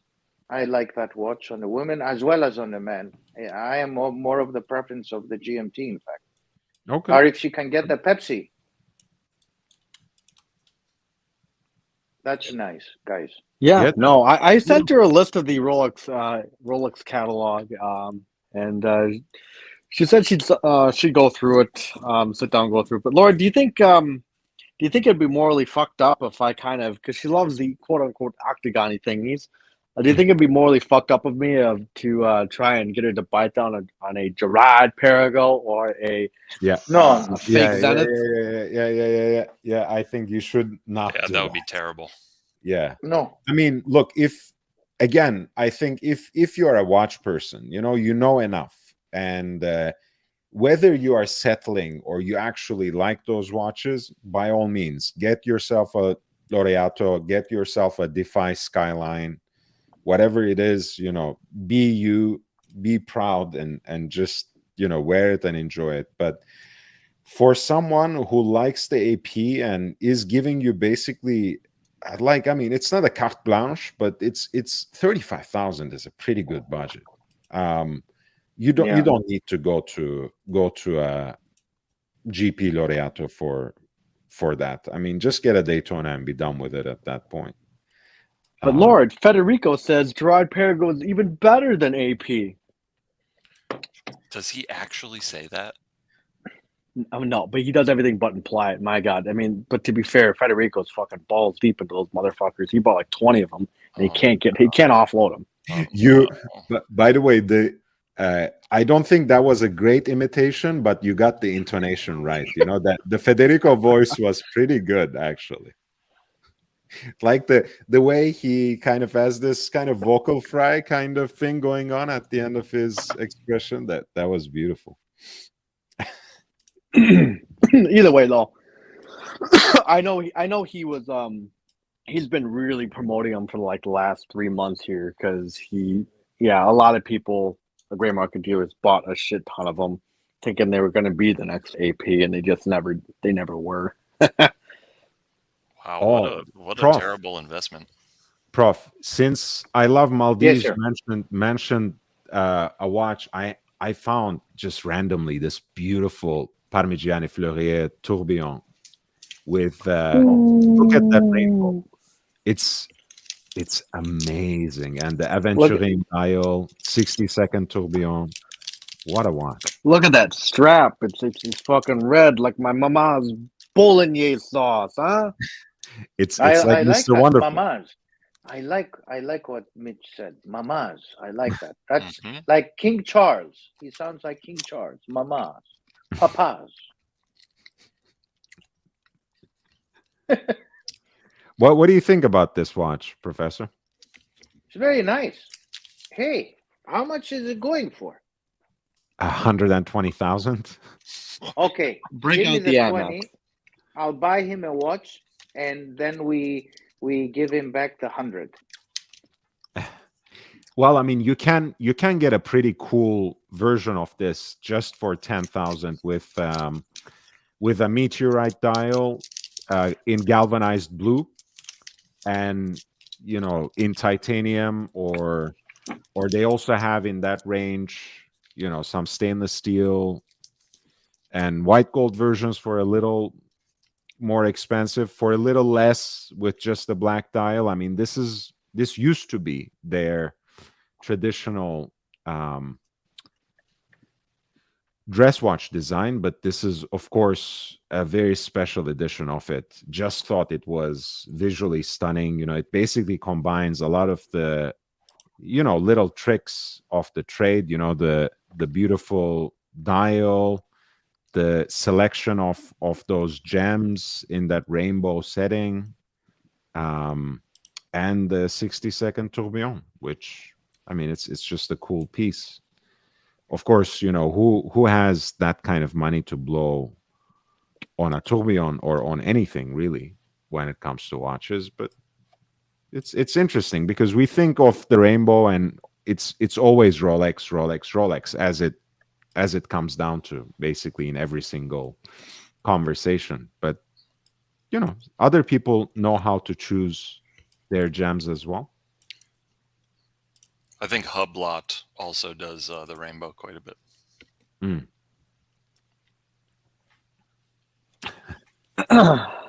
not gonna say anything about the rainbow.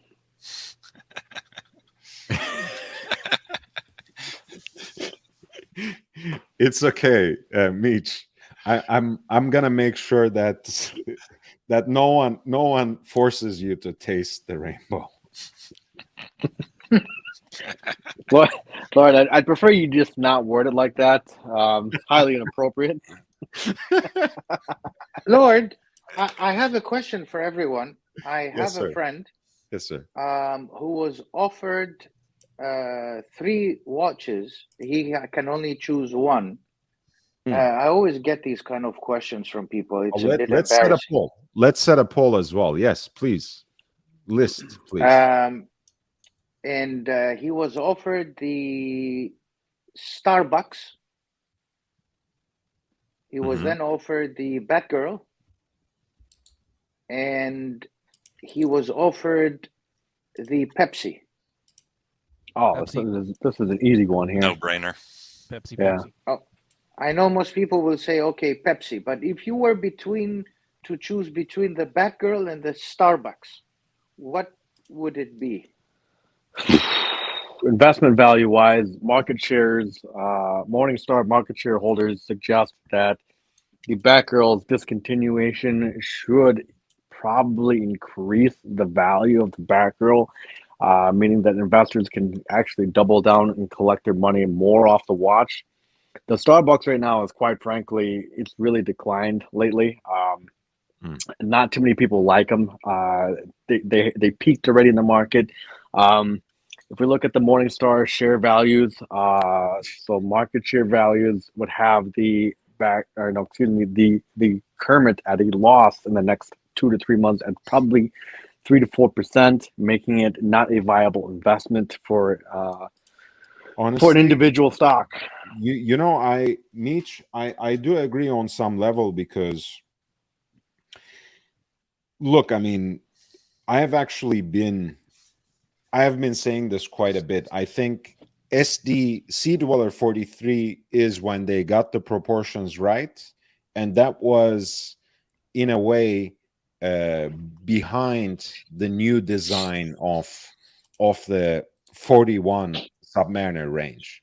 And if there was one thing that I was disappointed with that whole range of the new 41 millimeter Submariners, which I actually appreciate because I feel the design just sits better proportionally, looks better.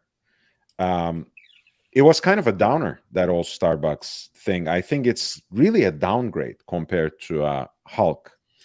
I just thought that was a cooler watch. If you're gonna do something from the original Kermit, the so-called 50th anniversary Submariner, and do it with a ceramic bezel. They had already done ceramic bezel, beautiful sunburst style that was actually in real life so much more discreet than what people thought. Whose mic is that? Yeah, I just thought that was kind of a downgrade rather than an upgrade, which was the case with every other Submariner 41. And even with Sea Dweller 43, even though that's too big of a watch for me, I like the fact that they're moving in a direction, Rolex, in the contemporary lineup, where all the watches have their own niche. All the models, all the ranges have their own niche and are not overlapping too much. So if we are between the Batgirl and so-called Starbucks or Shermit, for me it's an easy choice as well. I would go with the Batgirl all day. And I actually don't like the Pepsi at all. So even if you're giving me all three, I would still go with the Batgirl. What about you guys? Aiden, what do you think? I would definitely choose, like I said, the Pepsi first, Mhm. and then I would definitely choose the Batgirl, and then it would be the Starbucks. Just my preference there. SP? Yeah, I think I would probably do the same. Although I actually might go for the Shermit over the Batgirl. I prefer, and it's only because it would only be if I'm not swapping bracelets or buying an additional an additional Oyster for the Batgirl, because I prefer the black and blue color scheme of the GMT. I think just looks and feels better on an Oyster. My preference, I think the Pepsi looks great on both Oyster and Jubilee, but if I had the choice, I would go Jubilee Pepsi. If I had to go with the black and blue, I would go Oyster. And I would like the Green Dial Submariner. Just, it really doesn't interest me at all, but I still don't have one in the collection. So like, I'm kind of leaning more towards just like getting the sub just to have it. you know, so that would influence my decision out. Now, if I had the no date steel, which I think is kind of probably going to be the first one that I try to go for, then yeah, of course I wouldn't do it. Be like, yeah, let's get the I like the look of the original Kermit. Like I like the way that those anodized bezels look, especially when they fade a little bit. But I was never really into the Hulk, you know. And then when the Ceramic came out,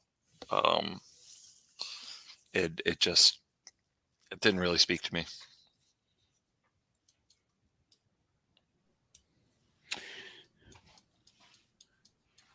Yeah, but you would still in a way prioritize it over the Batgirl. Is that what I heard? Or Yeah, I think I would do that right now. Like the GMT range in general, to me, is very low on my priority list. You know, like I think I would actually rather potentially want to get into like a Yachtmaster before I went for a GMT. And it might be surprising to some because they're like everyone wants them, you know, and they always talk about it. But I've never expressed interest in one. I wouldn't pursue it. I mean, I would want to try to, you know, for me, it's like Sub, Explorer 1 and Explorer 2, Daytona, Day Date, and then the Yachtmaster is another kind of like squeeze it in there somewhere, you know.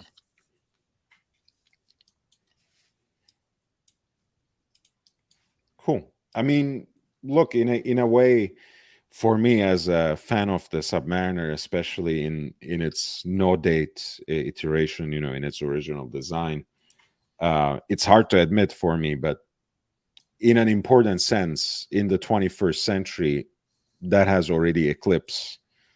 All right, the professor is leaving. Goodbye, professor. Thank you for jumping in at even for a minute. That's very kind of you, and it's always nice to see you. Yeah, I was saying that, you know, since they have introduced those ceramic bezels with the so-called Batman or black and blue in the stainless steel, and you know, of course, they had already introduced. I think what was it? Was it in 2016 or 2017? The white gold Pepsi. But anyway, they have eclipsed already the Submariner as well, and Daytona had announced its supremacy already, you know, with the whole in-house caliber shtick with the 4130. So, oh, take care, Aiden. You're leaving too? Yep, I'm gonna take off here, but yeah, I just wanted to remind everybody, subscribe. Don't forget to hit the thumbs up button, and you know, if you guys have questions or anything, feel free to super chat or leave comments, whatever you guys want to do. So yeah, I hope you all have a good night, and thanks for having me on, guys. It's always a pleasure. Take care. Sweet dreams. See ya. Thank you so much.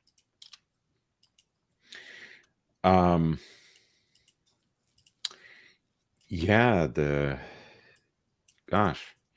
yeah, I mean, in a way, GMT nowadays ranks higher in terms of desirability, you know, to the average person among Rolex sports models. You know, it's usually Daytona, GMT Master, and then maybe Sub, you know, if we are making that sort of ranking, even though for me, the Sub is the kind of definitive Rolex model.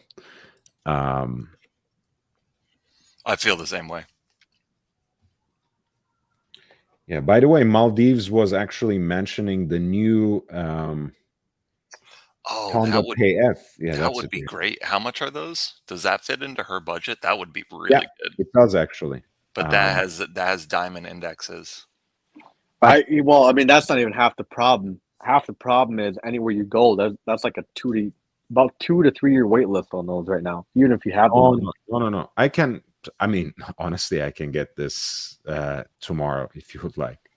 I think they're exaggerating.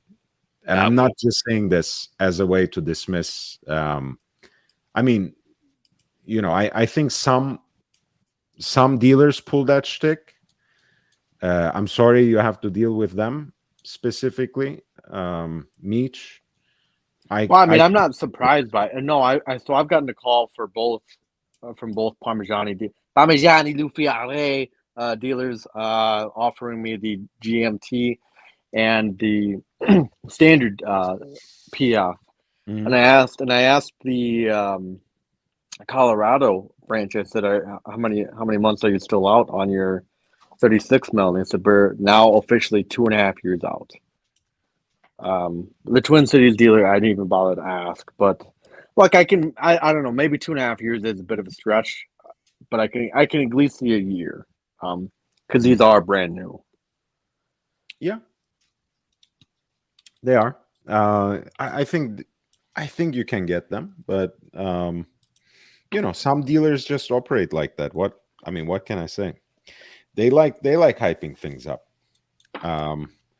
But there's no way you have to wait for a Parmigiani at list for longer than 3 months. There's no reason. You can find an authorized dealer that can get that watch to you before summer easily. See, and honestly, this one isn't too bad of an idea. Given that those diamonds really don't look like diamonds at all. They don't have that wrapper Puff Daddy wrapper look to them. They're very subtle. They're executed exceptionally well, and big. I feel like baguette and hour markers in general, like they read like a normal hour marker. Like it doesn't look like it's a diamond. Like you actually have to kind of look close to see that it is. And that I'm kind of curious if they did that intentionally. Put baguettes in a Parmigiani watch. Oh, cutting across the grain. I like the abbreviated baguette look too, and that guilloche pattern they have is pretty interesting too. It's not one of the standard motifs. It has an interesting texture, so I like how that's how the shorter baguettes, the abbreviated baguettes, give more space to it. And this is probably one of the only designs where, with my old man preferences, I actually prefer a skeletonized set of hands. So it's pretty cool. I mean, you give the fullest expression to that dial. This is a GPHD winner, right? Not this one, because this is the most recent version. The micro rotor original was Okay. These reduced sized ones are newer, smaller, in a way more pure. No dates, so the dial is even less interrupted, and they have a full rotor rather than micro rotor, which means they also have a higher power reserve. They're smaller at 36. They're a little thicker, but still the same feel, but almost like a different watch, almost a different proposition, which I like. This is cool as well.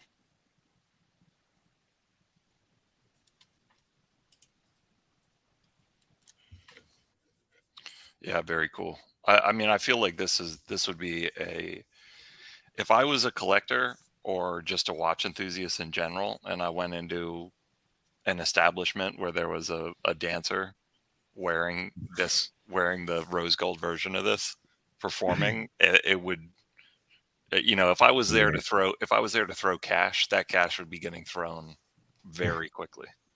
Honestly, to me, this hits the right note on so many levels. I want to start with JB's generous super chat, $4.99 US. Aiden is always cool. Fist bump. Italian sounding Parmigiani Fleurier name is starting to get me hungry. So you have that immediate deliciousness suggested by the name, which it's kind of a nice way. I mean, I remember my latest encounter with these kinds of ladies when I was sitting alone, being miserable in a bar here downtown LA. someone started rubbing my shoulder, and I was like, "What is going on? Like, why are you being this forward?" I need an And then- adult. No, but dude, no, but I mean, I asked their names, right? It was two women actually, and when they said Paris and Chanel, I was like, okay, now I see why you were getting so familiar right away. But yeah, I mean, for someone like that to wear Parmigiani watch could have different sort of evocation and actually make an interesting sense. By the way, that famous 196 Chopard caliber, the micro rotor, was designed by Michel Parmigiani, who is also, of course, behind this particular brand, although I think he's much less active at this point in time. But that was the project that the Sandoz Family Foundation made possible for him.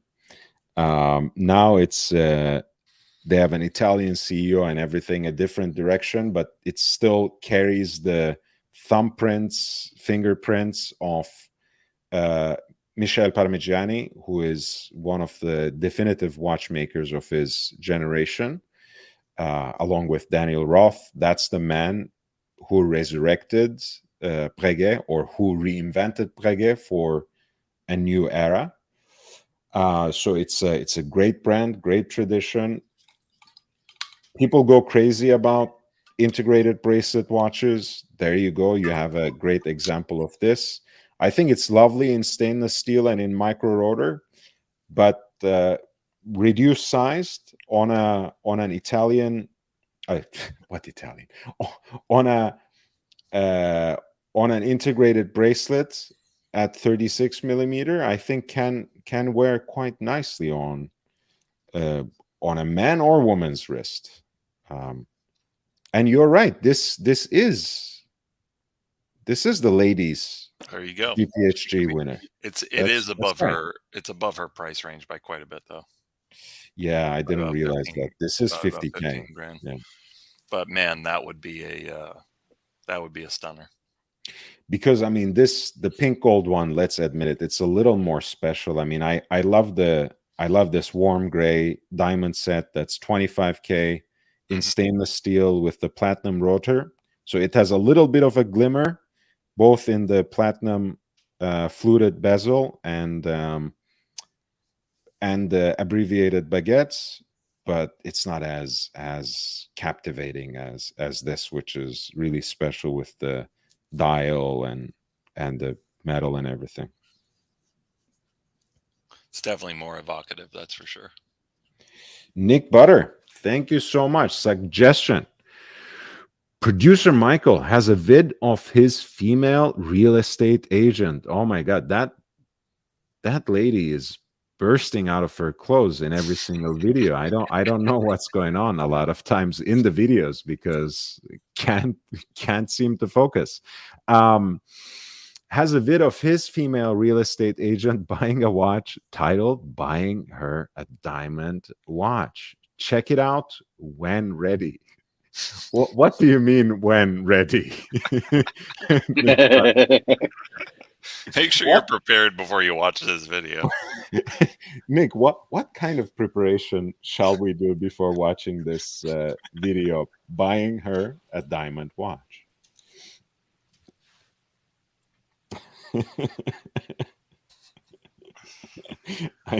Well, I mean, if you know one thing about her and one thing about that video, it would be that. But it is an interesting video. I know, Meech, you have already said that she doesn't necessarily want gem setting and diamond face kind of watch, but that could be an interesting video to watch, just to get a few ideas to even what to move away from. Yeah. Actually, she just sent me a message. She's kind of oohing and eyeing over the root beer right now. It's a fair. Yeah, get a root beer. It's a fair. That would be thing really right there. cool. That would be really cool for her to get also. They're not too overpriced right now in the green market, are they? I think they're what? They're Are they 20? 20 grand. Yeah, Yeah, give or take. they went up to what, like 30, 35 at one point in time? We're talking about the two-tone, right? Correct.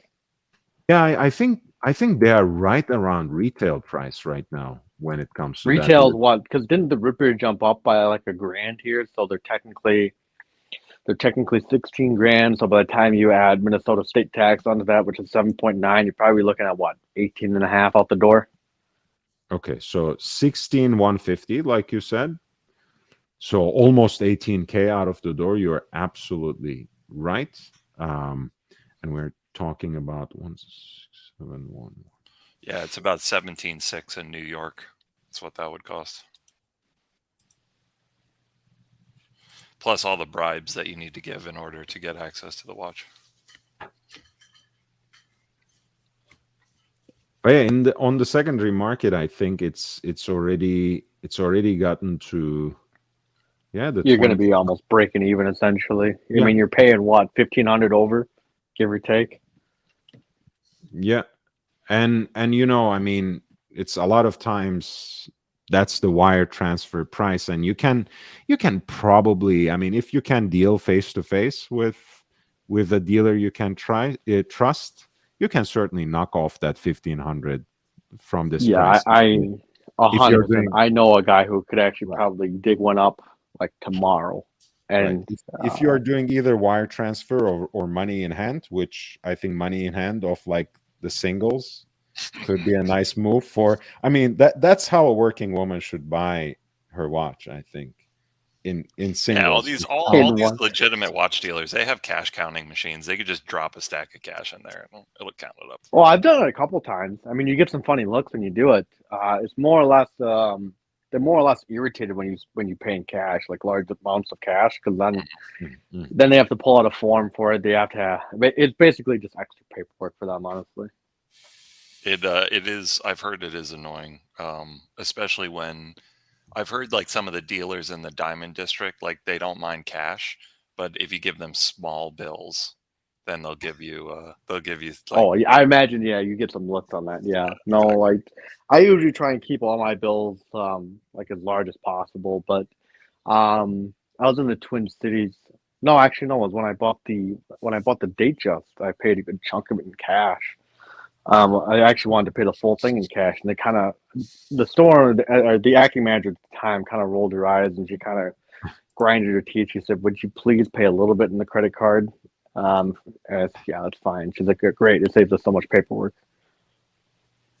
I guess they see. do it Okay. because it like the federal government is trying to keep an eye Yeah. on money laundering or something like that. Like when people are buying. Well, I mean, yeah, anytime something like that happens. So I think for my Submariner, I paid that in straight cash, up in the Twin Cities, and I had to fill out. It's a W something. I forget what the number is. Like it's a weird number. It's like a W18 or something like that. Mhm. And basically, you're basically just all the form says is like, hey, I so and so.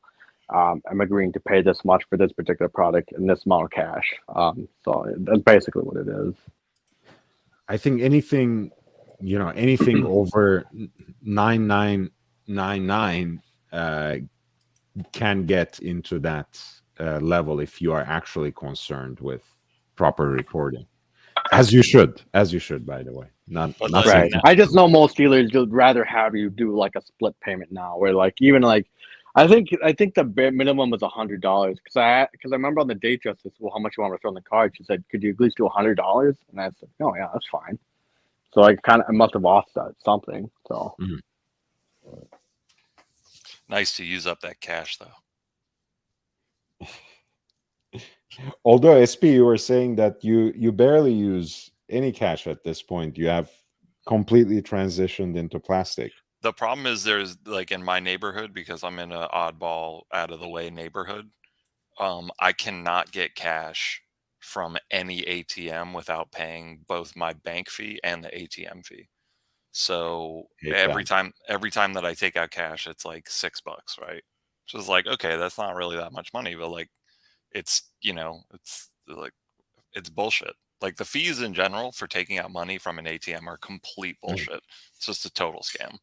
It's like there's no way that those machines cost that much to maintain. That's a lot of banks started eliminating this, and I appreciate it because, and of course, I mean, it's one of it expresses somehow metaphysically to me one of the things that's wrong with this country in the sense that you kick a person when he's down, is the overdraft fee thing. Like, why would you Oh. charge more money from a person who already doesn't have enough Yeah, money? that's why being poor is actually more expensive. It's actually It's more like- expensive to be poor. It's like predatory capitalism at its best. Like, they payday loans and overdraft fees. That's kind of, and the ATMs that charge, like, there and your bank with its other fee. The holy trinity of predatory capitalism right there. Right. I mean, think like, if you have the right bank, though, so I've it's very rare, but I've had it happen maybe like a handful of times in my life, more so when I was still in high school. But I remember I had a couple times that I'd hit an overdraft fee, and I'd get a call from the bank saying like, "Hey, you don't have enough money in your account," and they obviously know what's in my savings and what's checking, of course.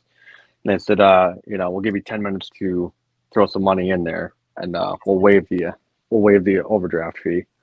I think if you get a bank like that, I mean, that's nice. But I mean, yeah, you're absolutely Of right. course. I mean, smaller local banks are better for that kind of stuff. But, Look, I they're mean, a double-edged sword. you can That's get overdraft protection, of course, and a lot of times most banks are nice enough that they would, once you put the money into your account, they would actually reverse the fee if it's not something that keeps happening, of course, which happens to people who are actually struggling, right? But anyway, so as a practice, I think it's pretty bad. And Meech, I do agree with you. Look, I love a local bank and a credit union. I think it's very ideal. But the fact that, like, some of the credit unions that I have used in the past don't have customer service beyond like 10 to 4 and nothing on the weekends, it's kind of amazing. Like, something goes wrong with your card, like when you're out of town yeah, you're and screwed. it's the weekend, you're done. You have no access to your own money. Wait until Monday. So that Well, I I've think the one learned thing that the pissed hard me way. off was when banks like the small mom and pop banks started, and now it used to be just mom and pop banks, but now it's getting kind of all over the banks now. But when they stopped doing business with like PayPal and Venmo, and Cash App, because too many scams were occurring with them at the time, that was the general excuse, which was probably a very valid excuse. Honestly, it was probably a very legitimate reason. So a lot of the smaller banks decided to just no longer support those type of platforms. Now banks won't do it because they just don't get their cut off of it, which is fucking annoying. By the way, I mean, I use Citibank, for example, and they have stopped doing overdraft fees just a couple of months ago, I think. So that's cool. I don't know if it's a new trend now, if more banks are doing it, but I got to get a new bank, man. I've been using Bank of America for years. They fucking suck. They hit you with fees for everything, and their card, like the credit cards wear down just from using the card. They wear down. And yeah, of course. Wow, that's every company though. Like if you don't have like metal cards should be more common just in general, but oh no, understood, every but bank is now using Amex, cardboard. anytime I need a new Amex card, they send me one. No fee, no nothing. They put it in the mail. I get it in a couple days. Every time I want to get my Bank of America card replaced, they charge me $5 or more. Oh Yeah, wow. that sucks. Every time, and they don't last. Listen, okay, let's say it lasts 6 months to a year. To me, it's just like, you guys, my money is sitting in your bank, and you are making money off of it. Like, you can't just No, it's replace not. my. It's not sitting in the bank. No. It- you try and sometimes- withdraw that, my guy. Sometimes it sits in there. Usually it's not in there. Right now it's sitting on my wrist or in the watch roll, which in my opinion is a lot better than being in the bank.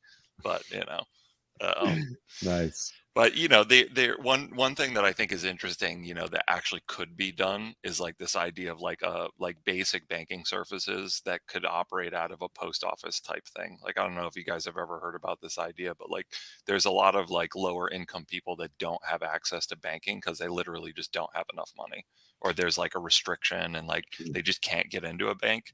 Those are usually the people who are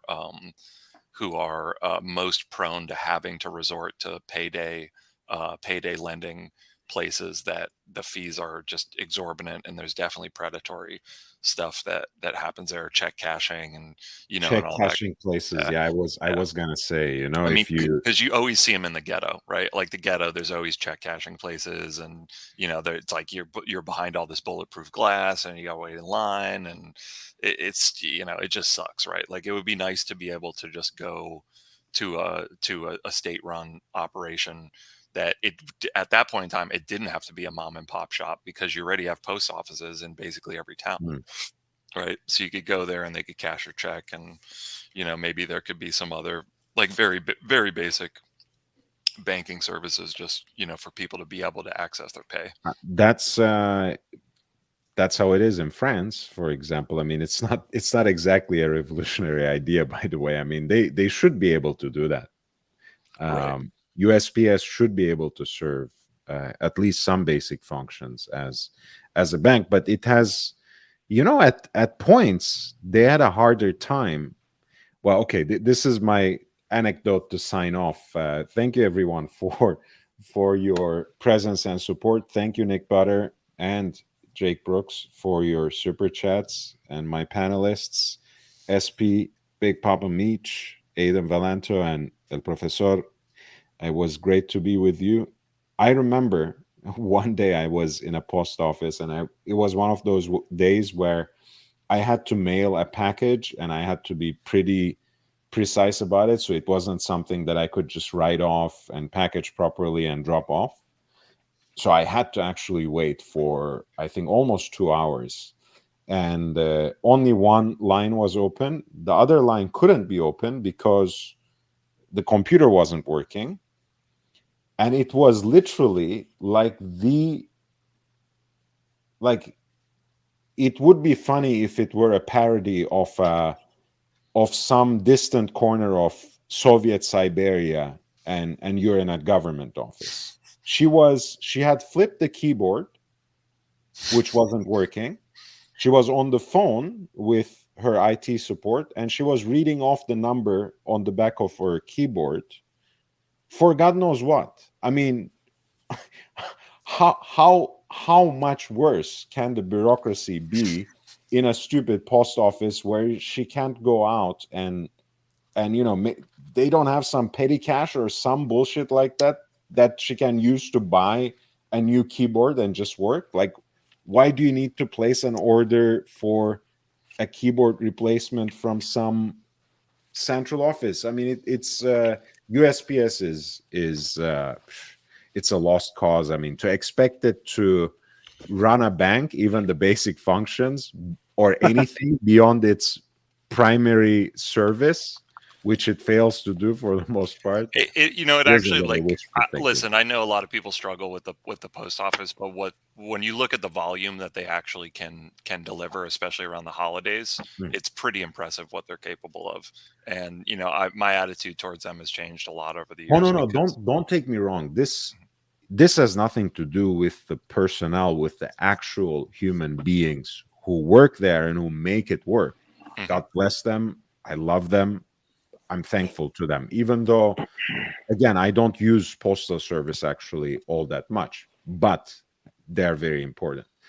The system of it, it's just like there's something that needs to be overhauled there. When we talk about infrastructure, right, we usually think of it in terms of brick and mortar. But the infrastructure of the country is also its postal service. Right, absolutely. Well, right? what part of their renewal. What part of their funding issue is, right? Like right. about the pension fund thing, where they basically there was a law that was passed, right? So it was decided when some party was in power in government that we're gonna require the post office to fund the pension funds for the workers for 70 years. Right. So what that means is like the money that's coming from Uncle Sam, from the taxpayers, that's going into funding the post office, a huge chunk of that is going to funding this 70-year pension fund, like way out into the future, which like it just absolutely doesn't need to be that way. But that was a law that was passed. It was decided this is required in order for this government service to function. So, I'm sure there's arguments for why it should be that way and it should remain that way. I mean, to me, it seems ridiculous, right? Because you're talking about they're paying for pension funds for people who there are not even working for the post office right now, right? Like, do we really need to be funding that far out into the future? Yeah, but they don't. They don't. That definitely they make it hard for that pension to be paid out.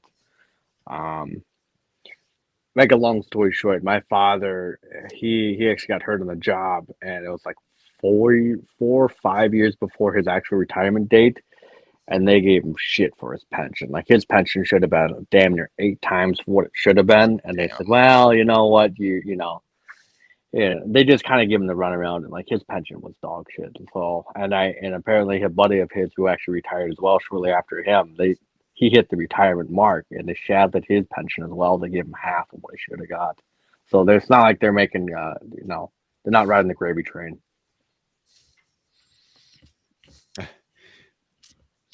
Yeah.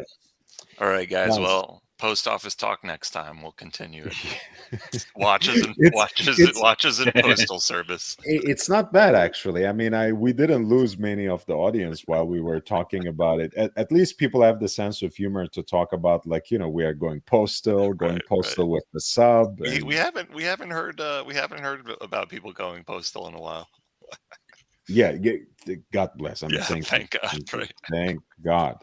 I'm glad we did not. All right. The Batgirl, by the way, won over for the Rolex that the professor's friend should get. I will end the poll right there with 67%, a crushing majority. Thank you, everyone, for your support. Once again, thank you, Nick Butter and Jake Brooks, for your super chats. You can always contribute to the channel by following the links that are pinned in the chat, rolling right now in the crawling ticker, and are included in the video description. You can always sign up on Patreon if you want to get part of the daily update about deals and watches, and that program is going to expand and include other services soon. And if you want to reach to me directly, you can use the email address lordhellespont5@gmail.com, lordhellespont@gmail.com, which also, wink, wink, is connected to my PayPal. Take care, guys. Thank you so much. Thank you. Thank you, St. Peter. Thank you, fellas. Have a good evening. Thank you.